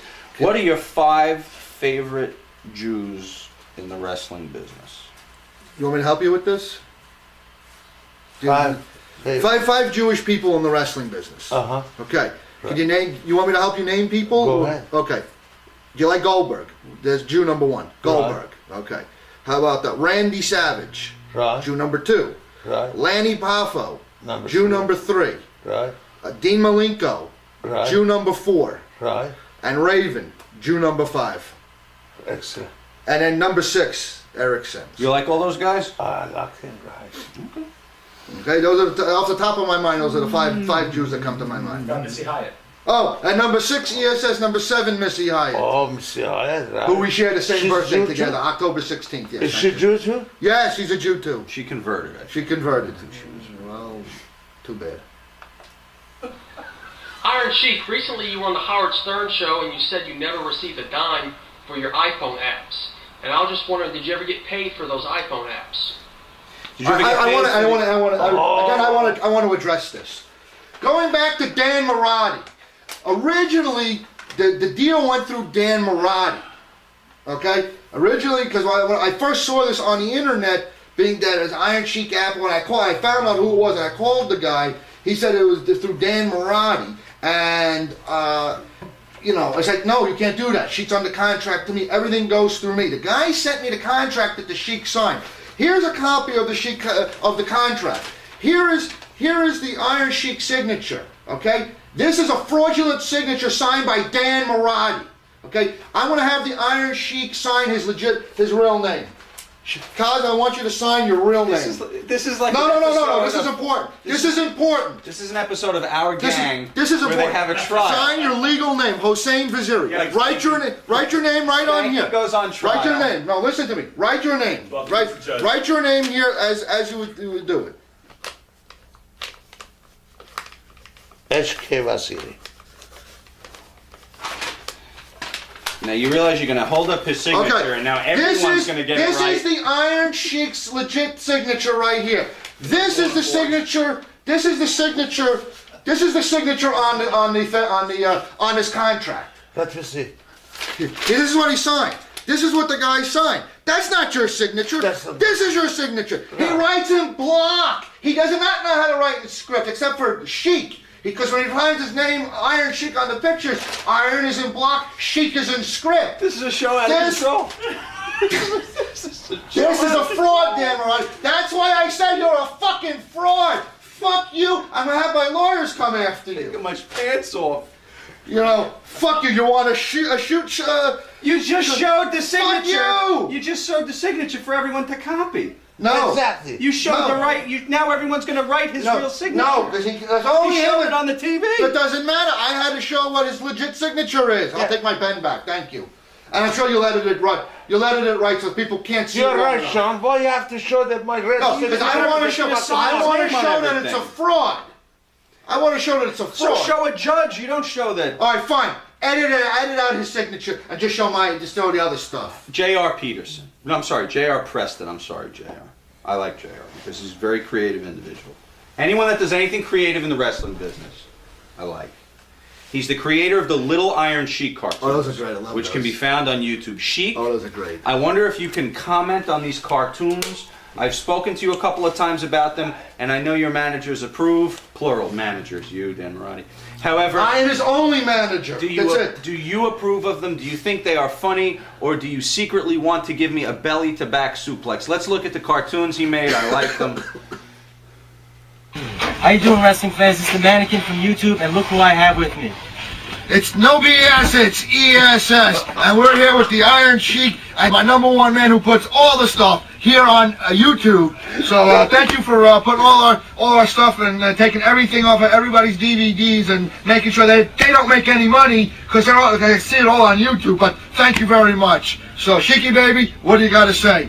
First of all, talk normal, don't get excited, don't talk like jabroni, fuck half and half. Second, I want to say, I have a lot of respect for my countrymen, money was there. Kevin Nash, I mean, Scott Hall, you make a fool of yourself. Sooner or late, I'll make you worse than Brian Blair. I have a lot of respect for Brian Blair. I slapped his face, he deserved it. But I want to let you know, you are #1 in my target. Sooner or late, I'm gonna get even with you. 20 years ago, Camel Nash, your partner, no, I was a tiger. If you get smart with me 20 years ago, I'll suplex you, I'll put you in the camel clutch, I'll break your back, and I'll fuck your ass. I'll make you humble. Beautiful. Oh, that's classic. What do you think, Sheik? You like them, the cartoons? Yeah. That's classic. That's great. Brother Beavis asks, Iron Sheik, how often do you have to share a hotel room with your agent Eric Sims? Oh, anytime I'm from the East Coast and New Jersey. Every time we're together, we share a hotel room, okay? Exactly. Every time Sheik and I are together, we share a hotel room. And no, he does not humble me, okay? And nor do I humble him. Kyle Sands, Sheik, did you ever see Eric Sims topless or nude from the waist down? You ever see Eric without his clothes on? Once in a while, not very often. Only in the morning after shower or we can in the room at nighttime. Sometimes, yes. No, I just got my underwear on or I wear shorts. No, I never get naked in the room. No, never. I mean, what do you mean? So his shirt's off. I take my shirt off, put my my tank top on or my short sleeve. You go to sleep in a tank top? No. I go to sleep. I just wear a pair of shorts. Only after shower. After shower, he don't have a top on. Only have his shorts right. on. You don't have my shorts on. Right. Sometimes. Sometimes. You separate bed, right? You don't sleep in the same bed. It's separate bed. Sometimes. Separate bed. Separate bed. I feel like I'm on a sitcom that takes place on Mars. Okay, here's a video from Madness. Canada, #1. How many times Eric Sims fuck you up the ass? Hulkamania #1. Hulkamania. Hulkamania. Woo! Thank you. You're a lunatic. Next. Thank you, Madness. Good to see you again. Jason Worthing, Eric and the Sheik. I remember hearing some controversy about whether or not Mr. Sims accompanied the Sheik to his Hall of Fame induction in 2005. Was Eric there? And if not, was it by choice or did he not receive travel plans? I'll answer that before Sheik. No, I was not there. I don't think I was invited out there. Sheik went out with his family. You know, him and the wife went out there, and I just wasn't involved with that. So, anything you want to add to that or no? Absolutely, he wasn't there. Right, I wasn't there. No, I wasn't there. Carlos from Chile. Sheik, I have seen all of your shoot interviews. They are all awesome. I really wanted to know on the November 15th old school edition of Monday Night Raw, was Eric Sims to enter the arena that night, because you told on the DVD Rebuilding the Sheik, available at KayfabeCommentaries.com, that Howard Finkel not allow Eric to enter the arena last time you were invited to a WWE show. I'll answer this one. No, I was not at the old school WWE Raw. I would have liked to have gone, but they were smart. as in real world, I have a real world job, and and that comes first. So but I'll be at other local WWE events with the Sheik, but I just was not able to do that because I have to work. He'll be at the Any Armory in New Jersey, giving away his signature. As far as Howard Finkel goes, we're all very good friends, and no, Howard Finkel did not ban me from coming anywhere. I'm more than welcome to come anywhere. Okay. With the WWF. Shep Ramsey fan. During an old shoot, Eric mentions to the Sheik that Danny Hodge had just died, who at the time of this writing is alive and well. Was this a misunderstanding or a knowingly faulty piece of info used to make the DVD more compelling? No, Danny Hodge did die. Danny Hodge died? Yeah, didn't Danny Hodge die? No. Well, according to Shep Ramsey fan, he's alive and well. I don't know. Somebody just died. Brian Reese, PW Insider Elite. Wait a second, I thought he... Danny Hodge is not died. No, then someone else died. The other shooter. King Curtis. No, King Curtis was a week ago. Right. This was about 2 years ago when we did this shoot, that interview. Brian Reese, PW Insider Elite. Still alive? Okay. Still alive? Okay. I'm sorry. Next. You won't be representing Danny Hodge at any signings coming up, will you? The question is for the Sheik and or any handlers or agents that may be with him, Kimchi perhaps. Yeah. Are there any wild Sheik stories you can share which have not somehow made it to the DVD, YouTube, or the like? Also, are there any stories where agents, handlers actually got more worked up than the Sheik? Well, I mean, there was a time, remember when we did there was a convention in Jersey for Tommy Fierro? Right. And then it was WrestleMania weekend, and we went to the Fridays, and you had a little too much to drink, and then we went to Pub 46, and I was sitting talking to Lalani Kai, and then Tommy and everybody was getting you worked up, and you threw a beer bottle at me. Right. Remember that, boy? Remember that? That wasn't too good. I'm talking to Lalani Kai and just whatever, and Sheik's with the boys over there. I'm letting him do his thing, and they're egging him on and working him up, and he had a little too much to drink, and it's like you're not, Eric's not paying attention to you, and you let Eric disrespect you like that. It's all working him. It's all bullshit stuff. So he feeds into it, and he started going on a rant, and I didn't want to hear it, and I told him shut up and this and that and whatever, and things escalated, and boom, threw a beer bottle at me, and whatever, shit happens, and then whatever. So a couple days later, we had a talk, and he apologized, and we got it all worked out. But it was pretty intense at the time, and the bouncers at the bar, at the club, got me, and like 8 fucking bouncers were there. I heard, and I took a horse stance, and they couldn't get me down. It was only when I broke my concentration when they got me and walked me out the building. So it's like, I wasn't going to the fucking ground on that because I know I'd fucking get stomped or hurt or something. I'm gonna go to the ground. So it wasn't good, but you know, whatever. Just another thing that happened with me and Sheik. Another one for the books to go down the road. You wanted me in this fucking segment. This is what you're gonna get. Next. We're done. I have a question. Rants, next chapter. Oh, you want a question from the audience? Have the Sheik and Sims ever shared a rat? No. Today. No. I know we're married family men now. Back in the day, had the Sheik and Sims shared a rat. I have never, ever had sex with anybody in the wrestling business or related to the wrestling business. Half and half. Not to mention, you know, I'm very loyal to my wife, and who's then my girlfriend, fiance, now my wife. Very, very loyal. Sorry. All right. Well, somehow I believe that.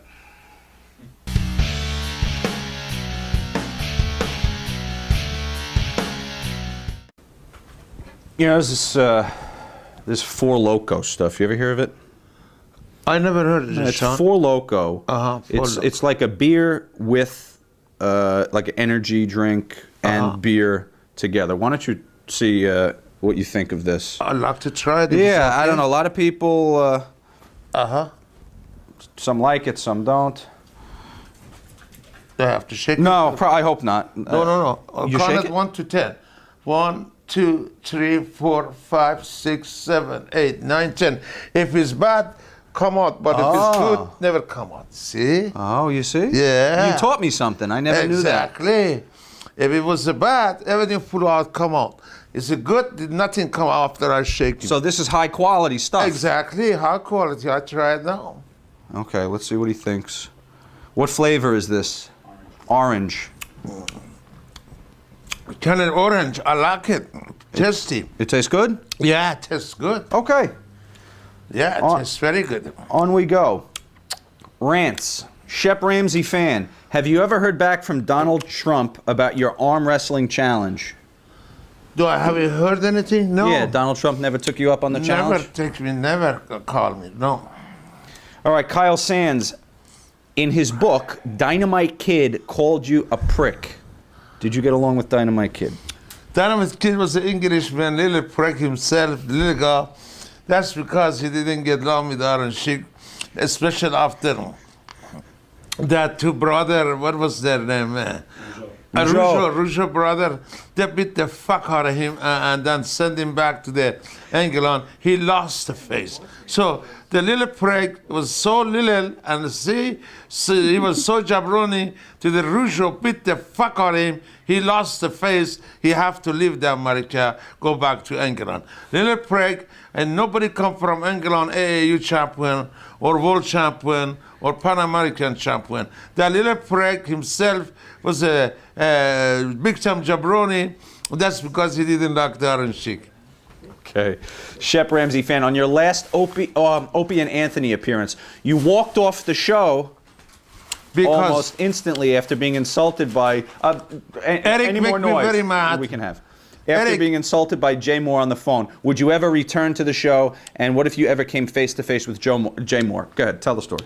That little fucking jabroni, both of them. Eric make a mistake, take me over there because what is his name? Howard Stern was accident. But that little jabroni, all three of them, Anthony or Opium, fucking dumb son of a bitch, rather they ask me some stupid question. I didn't like it, they insult me. I just tell Eric, let's go, Baba. I'm not interested to talk to that son of a bitch. Okay, let's see what this video is here from Adam. Iron Sheik, on the RF Video Shoot interview, you were asked about the living legend Larry Zbyszko, but you picked up the beer bottle, slammed to the ground, and said, fuck the Larry Zbyszko. So I want to know, what do you have against the living legend? Do you think that his push was related to the fact that he was Verne Gagne's son-in-law? Not really. I didn't care about Larry Zbyszko from day first, but I get along with him because he was one of the boys, good friend, Bruno, and that way I put the jabroni over. But I didn't care about him too much because anytime I rest him with Larry Zbyszko. He never take a good shower under his arms, stinky and it smells horrible. That's because I didn't give a fuck about Larry Zbyszko. I tell him couple times, Baba, anytime you rest him with me, take a shower, put some, what I call deodorant under your arm. Otherwise, they give me a headache and I resting with him. But Larry Zbyszko is okay, and especially he married to my boss daughter, Mr. Gagne, still is okay. But Larry Zbyszko is not Bruno Sammartino. Bruno Sammartino is a living legend. And if you want to find out about Iron Sheik, you can go ask Bruno Sammartino to tell you in the Pittsburgh, Pennsylvania, and 3 football players that wants to fight with the Bruno Sammartino. One of them sucker punched Bruno. I saw that, and I run like deer, and I beat the fuck out of that football player. We kick his fucking head, and we tell him, get the fuck out of the locker room. So Bruno told me, Sheik, yeah, I owe you one, and you over with me, because nobody go help Bruno except Iron Sheik. Okay. Shep Ramsey fan, did you once have issues with Mario Lopez? And if so, why? Well, Mario Lopez, he's a nice little punk. He's okay because that twin that told me, Sheik, tell Larry, what is his name? Mario Lopez? Mario Lopez is a jabroni, he's a gay. I said, no, he's a good kid. But why you want to talk about Mario like that? Mario is all right. He's a good hustler. He's good in that, what I call, extra. What I call Extra, the show. Extra show. He's a hustler. He's a good kid. I like him, but for the rib, I just tell Mario is a jabroni. He's like my agent, Eric, half and half. But he's not half and half. He's okay. So he's cool, but I want to find out some of the other guys in the business. Give me the bag. This is a game we have. It's called What a Dick. I'm going to tell you some names of people. And if the guy is cool, you say, no, he's cool. He's okay. But if he goes inside the dick bag because he's a dick, you put him inside the dick bag, okay? Here we go. Here we go. Here's the first name. Johnny Ace. Johnny Ace. Johnny Laurinaitis. Johnny Ace, is he working for Vince? Works for Vince. He was Animal's brother. He is a good man. Good man. Very good man. First time ever that he doesn't go in the dick bag. I just want to point that out. Dan Mirati. Dan Mirati is a dick man.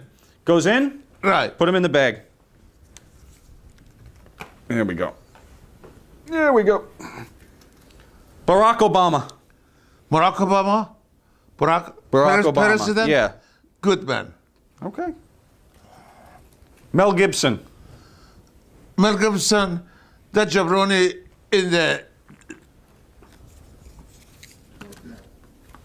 There we go. Chief J. Strongbow. Good man. Okay. Sergeant Slaughter. Sergeant Slaughter. The Situation. Who's that? From the show Jersey Shore.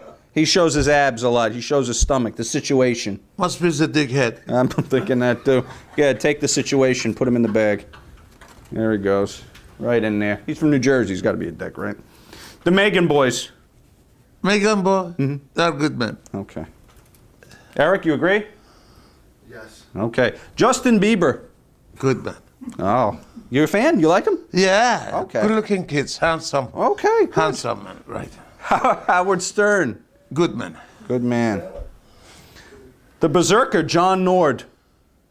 Dick man, for sure. Fuck him. Stooge. A stooge. Fuck him. Here we go. That Four Loko kicking in. Beetlejuice. Beetlejuice is a dickhead too. That little guy? That little guy. He's a dick fucking, fuck the Beetlejuice. Fuck the Beetlejuice. Bubba the Love Sponge. Oh, another no good Lord motherfucker. Yeah. Fuck him too. Scott Hall. For sure is a dickhead. Okay, there we go. Maybe we'll leave the bag right here for the rest of them here. Hold on. Tiger Woods. Tiger Woods, half and half. But he can be a dickhead too because he's cheated his wife. Fuck the Tiger Woods That's right. too. He would never make it as a Muslim. Exactly. Will Murray. Will Murray. Will, the producer from the Howard Stern show. Oh, he's all right. He's okay. All right. Greg Gagne. He's all right. Opie and Anthony. Dickhead. Fuck both of them. There we go. Dan Gable. Who? Dan Gable. Great, the best. Good man. Verne Gagne. Good man. Okay. Nikolai Volkov. Nikola Volkov. Good man. Okay. The Mighty Maccabee. Good man. Okay. Richard Christie. Richard Christie? Richard from the when you used to do the comedy shows Okay, with Richard. good man. Good man. Big gimmick man. Gimmick man. Yeah. Artie Lang. Oh, fuck him. That son of a bitch. A lot of hit with me. Put him in the dickhead. Vince McMahon. Good man. Bob Backlund. Good man.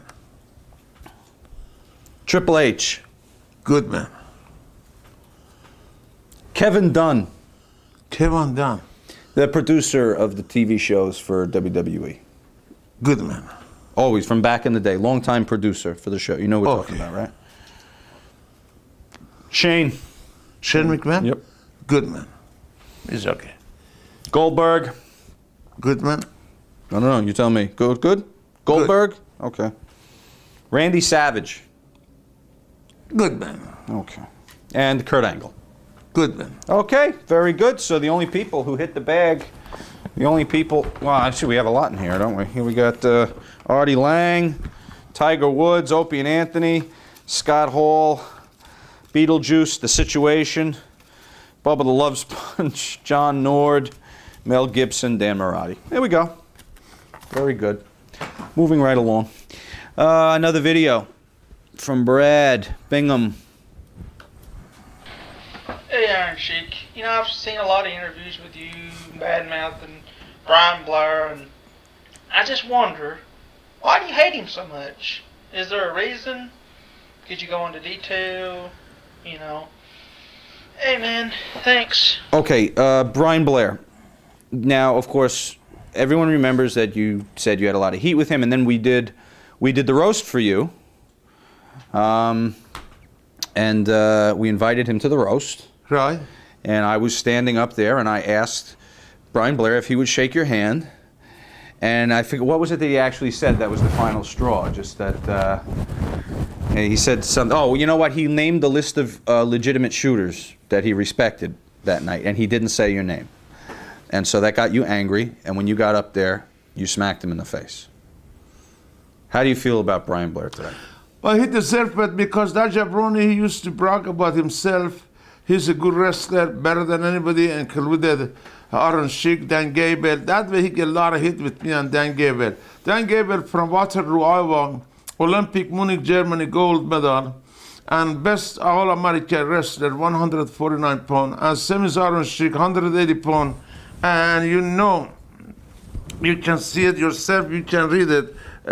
Sean, what year was that? Well, 1971, the weight class was 183.5, and it was for the Greco-Roman wrestling. Excellent.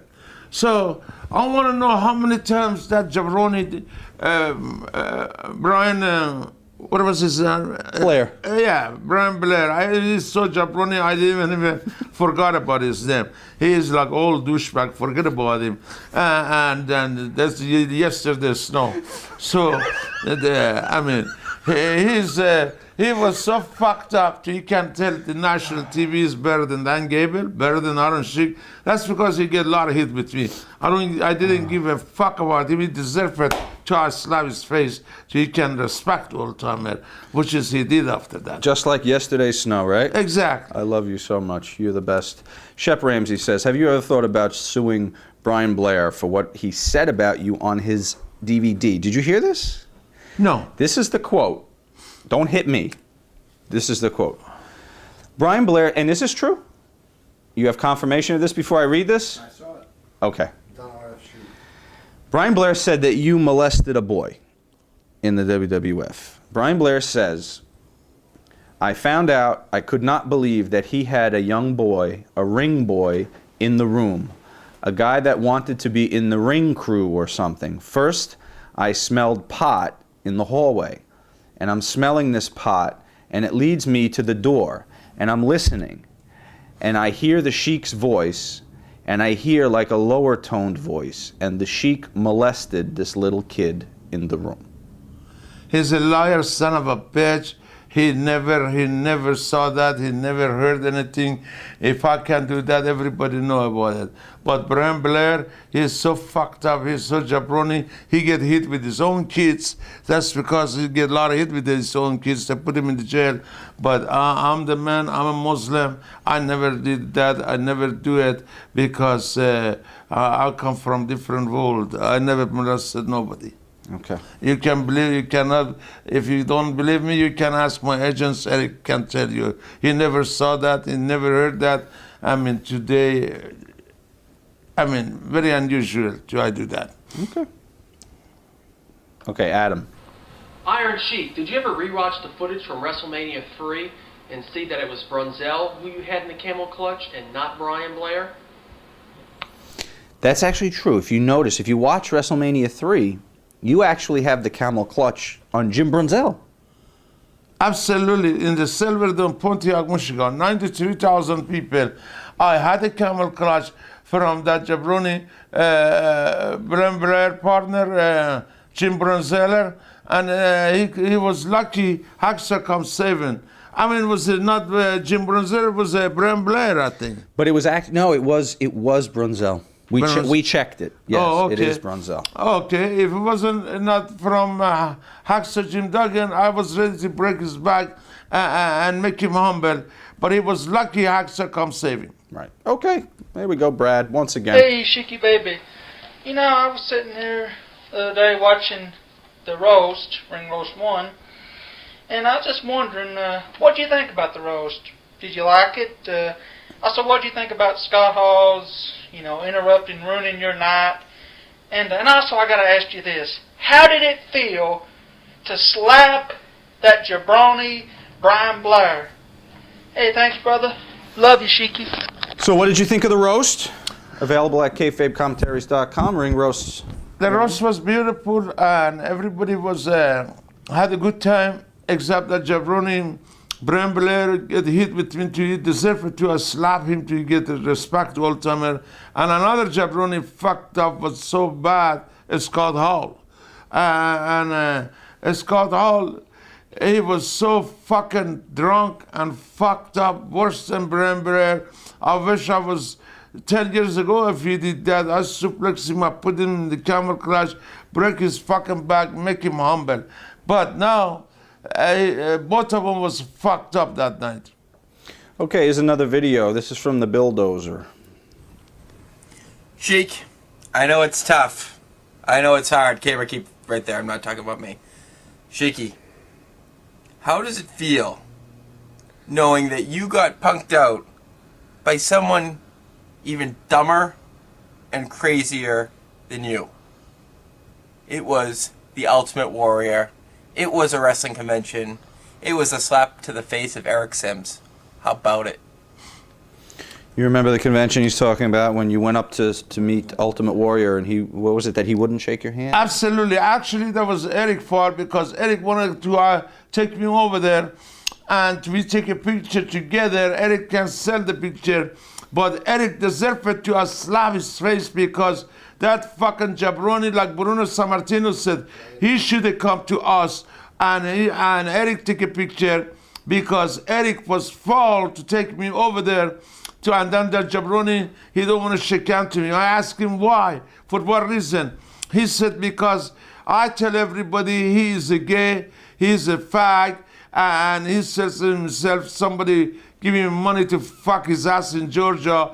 But he remember, I was in Georgia and the bodybuilding contest. I take my Persian club over there. He was one of them come to do it. He cannot do it. But I want to let the wide world know. The guy, his wife said he sells himself for the money to somebody fuck his ass to get the money. So after I heard that, I didn't respect him.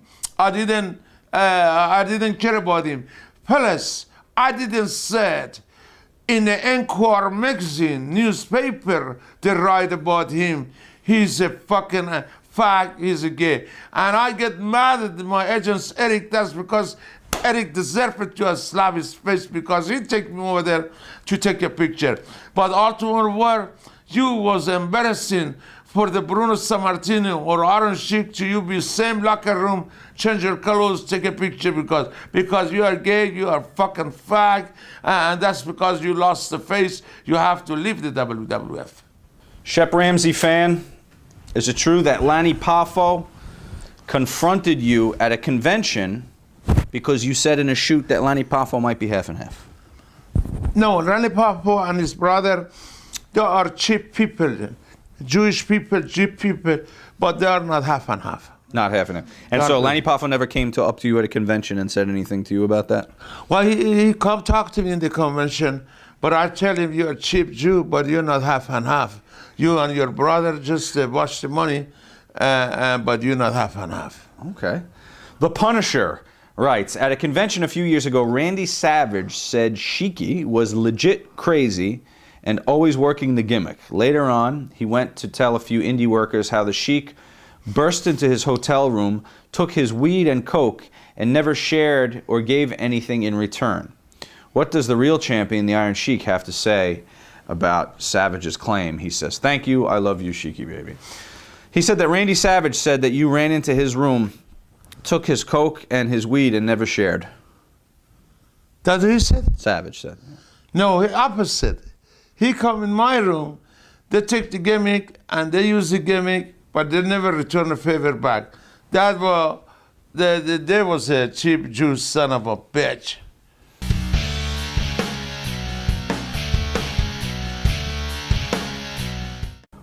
All right, Make You Humble, a video from Brad Bingham. Hey, Sheik.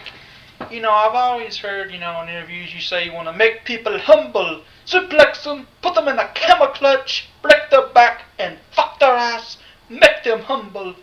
But, have you ever actually made anybody humble? Just wondering, could you tell us? Hey, thanks. Who'd you have to humble in your career? You ever have to humble anybody you shoot on them? Well, like I said, number one, my target was Ultimate Warrior and Hulk Hogan to break their back, make him humble, and Blair. Quite a few, I was my list, but I had him on the camel clutch. I didn't get a chance to break their back and fuck their ass, make him humble. No, I didn't make nobody humble. You came close with Hogan, though, because you Very had the close, thing there. no, exactly. Very close. Sinbad from the board at F4W. How big is Batista's dick? 10 inch. Okay, that's the first time we got an answer on that one. Here's a video from Wrestle Bunny. Hey everyone, it's Wrestle Bunny. This message is for Sheiky Baby, the Iron Sheik. I just want to say, I deserve to be humbled. I've been waiting so long for you to humble me on Twitter, and you just won't. And I bother you, and I harass you, and I stalk you, and you won't humble me. And I will stalk you until the end, do you understand? I will stalk the shit out of you, Sheiky Baby, because I deserve to be put in the camel clutch, I deserve to be fucked in the ass. You need to give it to me, Sheiky Baby. You give it to me. Oh. And I'll be your biggest fan. I will. I mean, you hate on everybody. You hate on random people. You hate on Lady Gaga. You hate on everybody, but you won't hate me. And I really need you to. Oh, I love to put you in the camel clutch and break your back and fuck your pussy and fuck your ass to make you humble. If you want to, I do it for you, baby. Liz, you are the woman. You not fucking faggot, Ultimate Warrior, or another fucking jabroni. You are deserved to come. Put you in the camel clutch. Do you feel that 10-inch cock? And if you want it, baby, I do it for you and I make you happy. It sounds like she wants it. There's the invitation, Wrestle Bunny. Drop us a line. Much, Eric. How about that, huh? Oh, beautiful, Sean. All right, Major Johnson. Iron Sheik, I want to know. You talk about humbling people and fucking them in the ass and scar for life. But would you let a woman put a strap on and fuck you in the ass? What kind of kinky sex are you into? Fuck you. You don't know about Iron Sheik. If you come 10 years ago, I suplex you too, I break your back, I fuck your ass, I make you humble too. Jeff Martin says, have you ever had sex with a dwarf? Dwarf? A midget. Oh, no, only midget. I want to put him in the camel crash, break his fucking back. That was a fucking little Beetlejuice. But he's so fucking ugly and so fucking fucked up piece of garbage black. He don't worth a fuck, he don't worth a kill. Tell him go fuck himself and have a good day. Okay. Another one from Brad. Hey, Sheik. I gotta know, how many ring rats have you been with over the years? I'm sure it's quite a few. Could you share some stories? Thanks. Okay, you got any stories you want to tell before you were married, of course, of your rats, experiences with rats? Anywhere I go, used to before married, I had a arena rat, we call him arena rats. They come in the hotel, they come into my room and drink and get high and have a good time. I had quite a few coast to coast all over the world. But after I get married, I stop. Okay. Jeff Martin, did you and Nikolai ever have a threesome with a sluter? Did you and Nikolai ever have a rat together, same time, in the room? As a matter of fact, in the California we had, and then Nikola and myself. Nikola was only thing he didn't do the gimmick, but Nikola locked arena woman, arena rats, and then have sex with them. That I didn't respect him because Nikola complained about my gimmick. I do the medicine, but how about Nikola himself do the different women, different girls everywhere I go? That when Nikola get a lot of hit with me too. So you and Nikolai at the same time would be with the woman? Yeah, same time with the woman.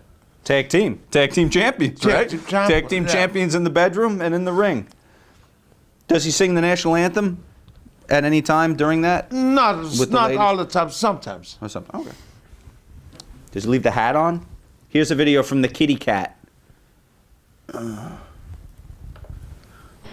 Iron Sheik. I have a question for you. It's a fuck, marry, kill. Rosie O'Donnell, Lady Gaga, or Robin Quivers, if you know who that is. Well, the ladies love you today. What's going on? Okay, she wants to know, of these three names, you gotta fuck one, you gotta marry one, and you have to kill one. Rosie O'Donnell, Lady Gaga, and Robin Quivers from the Howard Stern Show. That means which one I want to... One you have to fuck, one you have to marry, one you have to kill. Who do you want to do it to which one? Well, I want to marry to that... what do you call Rose? Rosie O'Donnell? Right. You'd marry her? Right. Okay, so which one would you fuck, Lady Gaga or Robin Quivers? Both of them. Both of them. And then you got to kill one. Okay, I have to kill one for sure. Might as well have to go with a Rosie. Rosie. Right. Okay, so you marry her and then kill her, and then fuck the other two. Right. All right, I didn't expect anything other. Adam K. That's the right answer. Another video. Oh, here's a good one. Let's see. Another person. Iron Sheik, you've stated before that you found Wendy Richter very attractive and you wish you would have had sex with her. During that time in the WWF, there was another hot female by the name of Velvet McIntyre. What do you remember about Velvet? And did you ever have feelings for her? You remember Velvet McIntyre? Lady wrestler, red hair. Maybe. Irish, I guess. I don't know if it was a gimmick or if it was real. I don't know. I guess you didn't have any feelings for her, huh? Right. Not feelings like you had for Wendy. No. And Wendy Richter didn't go for it, right? You went to her, you said, why don't we go back to the room and party? And Wendy Richter didn't want to be with you sexually, correct? Right. Wendy Richter, the champion. Right. She could have been with the champion of the world. Exactly, because she was a gimmick, man. I take care of gimmick all the time, medicine and some another thing. I thought maybe she gonna one of these days she gonna do job for me, but she didn't do job, and then she get a lot of hit with me. Okay. All right. A Dizzle from the board at F4W Online. Tell some of the Tammy Sitch stories you've heard. You know anything about Tammy? Tammy who? Sonny? Oh, they are good people. Tammy's all right. She's a little bit gimmick man too, but respect for her boyfriend or husband, Chris. Chris Bambino. I mean, I didn't have sex with her, but I think she'd like to have sex with me, but I said no. Oh, well, that's okay. I guess not so shocking from what we hear. All right, it's time, though, for the hoe bag. We have a game. It's called the hoe bag. We like our games here. You know, we always play the games. We did the dick bag before, where you put the guys in the dick bag. Now, this is for the girls. I'm going to tell you a girl's name. If she's cool, you leave her out. Okay. If she's a douchebag? If she's a hoe. Hoe? What does that mean? A hoe was like a douchebag. Douchebag, yeah. She goes in the douchebag. Okay. Okay? We'll call it the douchebag today. Oh, there's more in here. Okay. What's with the ones that were outside? Are they in any particular? Just to do those first? All right. That's no problem. Here we go. The whole bag. I'm gonna move this over a little bit. Oh, not easy hosting these things, Sheik. I'll tell you, it goes a long time, right? I know. Oh my God. Okay, Lalani Kai, Eric's old girlfriend. Lani Kai? Lani Kai. She's a douchebag? I don't know. You tell me. I think so. What do you think, Eric? Well, yeah. All right? Okay. She's all So she right. stays out of the bag. Missy Hyatt. Douchebag. Put her in. For sure, she's a douchebag. There you go. Elizabeth. Elizabeth, okay. Okay. Fabulous Moolah. Oh, for sure, douchebag. God bless her soul, but tough.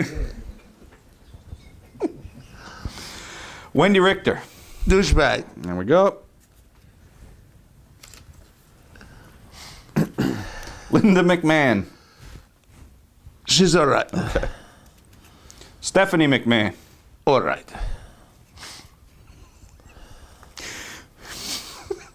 Princess Victoria. Who's it? Douchebag? I don't know, the new princess. Okay. Okay. Velvet McIntyre. This is the girl they just asked you about. You didn't remember her, right? Okay. Penny Banner. Penny Banner.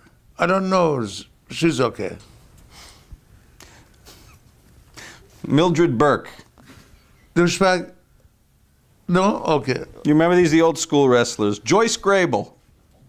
I don't know her. She's okay. Okay. Dixie Carter. Dixie Carter, I think she's all right. Okay. Sensational Sherry. Sherry douchebag.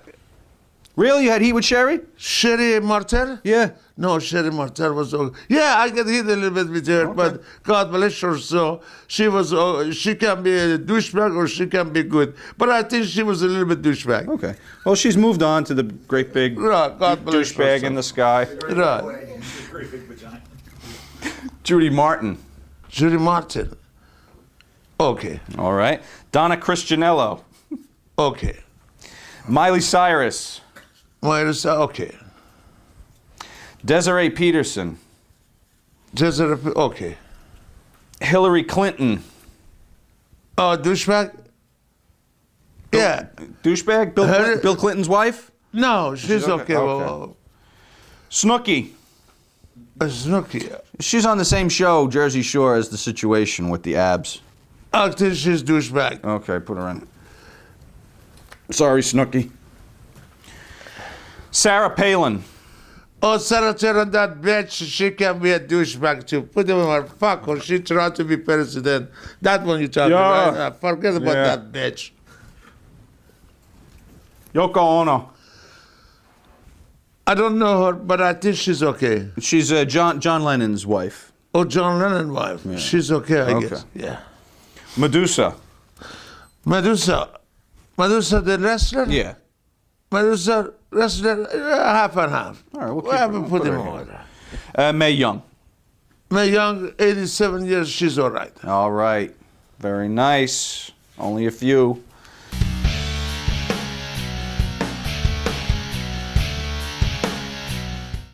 Potpourri, rounding the corner here. All right, Adam. Oh, baby. Adam K. Here we go. Iron Sheik, please explain the tattoo that is on your right wrist. And if you could, hold it up to the camera and say, zoom it. Cameraman. Cameraman, zoom it. What is it? Just a moon and a star. That's a Turkish flag. Turkish flag? Yeah. Are you Turkish? No, I'm Iranian. No, I know. But I mean, is there Turkish blood in your family, maybe? Yeah. Okay. Good. So a lot That's of... Mahmoud Ahmadinejad? We're going to get to him, yeah. First, let's look at this guy, who comes to us from a parking lot, apparently. Shaky baby, I read son of a one. What did he say? What did he say? I didn't get I didn't understand it. Iran number one? Is Iran still number one? I don't know, not now. Speaking of which, why don't you cut a promo on this guy? Well, Mahmoud Ahmadinejad is the new generation in Iran. But I was the Shah, Muhammad Reza Shah Pahlavi, and his wife Farah Pahlavi bodyguard that days.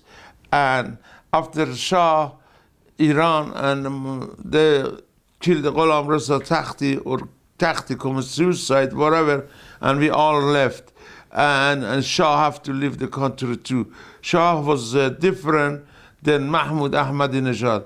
And Mahmoud Ahmadinejad is a new generation, but we have some another also people that want to be like president, and then Rafsanjani and some another.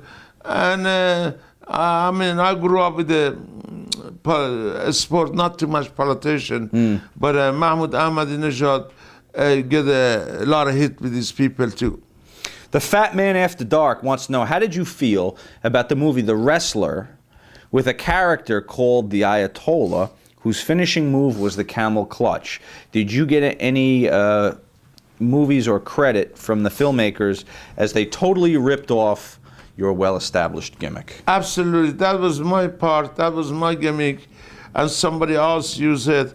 But the people know I was a real Iranian. I would come with the camel clutch and Ayatollah. But the guy, the new producer or wrestler, what is his name? The one who played right. The character was Ernest Miller played. Right. But the people know that was my part on this first ticket. Right. Did they ever say anything to you? Ernest Miller ever no. Tell you or anything? Okay. All right, another video. They offered me to go play that movie, but I was busy. I was booked. I didn't have a time to go. What did they want you to do? They didn't want you to get in the ring, did they? Right. They did want you to wrestle? Right. Iron Sheik, this is the man shooter here from Memphis, Tennessee. How you doing? I gotta ask you YouShoot question. Who your favorite wrestler? You know what? You ain't even my favorite wrestler. You ain't even my favorite Sheik. I like the original Sheik. I always thought you was a jabroni. You know who my favorite wrestler is? My favorite wrestler, Memphis, Tennessee, Jerry King Lawler. How come you never be as good as Jerry King Lawler? Jerry King Lawler beat Hulk Hogan in Memphis. How come you could beat Hulk Hogan? Hulk Hogan stinks, and he beat you for WWF Championship. Iron Sheik, you not my favorite wrestler. You come down here in Memphis, I humble you with any type of move, camel clutch, anything. I humble you, Iron Sheik. Mass shooter from Memphis, Tennessee. Jerry King Lawler, #1. Are they just looping the old videos now and doing voiceovers on them? He asked a few things. Who's your favorite wrestler growing up? Bruno Sammartino. Okay. What are your thoughts on Jerry Lawler? Jerry Lawler is his country is Memphis, Tennessee. And the reason I put Jerry Lawler over because he was the king of the Memphis, Tennessee. And Jerry Lawler cannot be the Iron Sheik real, but in the professional different situation, I put the king Jerry Lawler over because money talk, money walk. Sam6602 from the board, what's your opinion of Dave Meltzer? Dave Meltzer, who is that? He writes the Wrestling Observer newsletter. Writes a newsletter. He's a wrestling journalist. He's a very famous wrestling journalist. Is that right? But if you don't know him, you don't know him. I don't know him. No That's comment okay. for that. That's all right. Okay, real quick, another video here. Any old So Joe. what you love going in the ring? Not touching. Yeah, like that. Okay, this is the... Yeah, not the George Steele impression you did. He writes, I really enjoyed your George the Animal Steele impression on the great Rebuilding the Sheik DVD. So I'll show you again real quick on the last one of our shows you did with us. You do the George Steele, right? Yeah, like that. Yeah, not the... Now, so do you do any other impressions of wrestlers? Can you do any other impressions of wrestlers? Oh, yeah. Who do you do? Like Macho Man. You do a little Macho Man? Oh, yeah. What was his gimmick? Oh, exactly. Oh, yeah. I mean, oh, brother. How about Hogan? You do a little Hogan? No, no. How about Dusty Rhodes? Can you do a little Dusty Rhodes? Yeah, no, I'm not.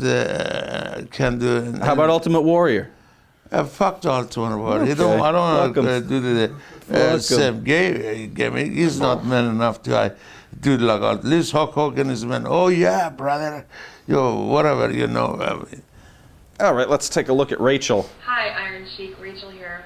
I was wanting to know what your favorite television shows are, and also what your favorite kind of music is. She playing with a fucking cat? She's playing with a cat. Would you like to play with her cat, Sheik? Not really. I'm not cat lover. I'm not dog lover. No. How about her? Would you like to play with her, Sheik? If she wants to. Okay. She wants to know what your favorite TV shows are and your favorite music. My favorite show is Today's Show, Good Morning America, and John Wayne movie, and a lot of old-timer movie. Kirk Douglas, Verne Gagne, Kirk Douglas. Kirk Douglas? Right. Yeah, okay. Intelligent Human, right? Was Kirk Douglas Jewish? Yeah. Okay, well, there you go. Yeah. All right, the Super Saint. Iron Sheik, this is the Super Saint. Now I know you like to party A to the Z, and everybody knows that the party capital of the world is right here in New Orleans. So I want to know, what are your best memories from being down here in the Big Easy, back in your prime time? You got any good Bourbon Street stories? Now I know you from Atlanta, so you probably cheer on them Dirty Birds. Well, you gotta admit, Super Bowl 44, the Saints deserved it. And in closing, all I gotta say to you, Sheiky baby, is this: who that? Who that? The Saints, the New Orleans Saints, the football. You a football fan? Yeah, who that? Yeah. They call who that? Yeah. That's what Chuck Dog used to say. Who that? Who that? Right. New Orleans, the city of New Orleans. Well, New Orleans was used to I go wrestling, and kind of that big downtown.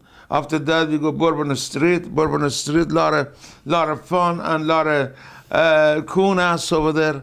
And I mean, lot of fun in that Bourbon Street, lot of coon ass, and we had a great time in the. A lot of what? Wait, go back. What's a kunas? Kunas, that means different nationality, different people. I guess they call him kunas, something like that, right? Okay. Yeah. It's Sheik. I have learned so much today. Everyone has learned so much. It's another successful YouShoot. It's always fun. Thank you. I always learn something from you. Thank you, sir. Thank you for doing it. Thank you for being honest. What did you think? That's your public. That's the fans. You love them? You still love them? You still love your fans? Exactly. You still love the ladies? You're gonna humble that lady? Well, I guess if she wants to. All right. Yeah. Thanks for shooting.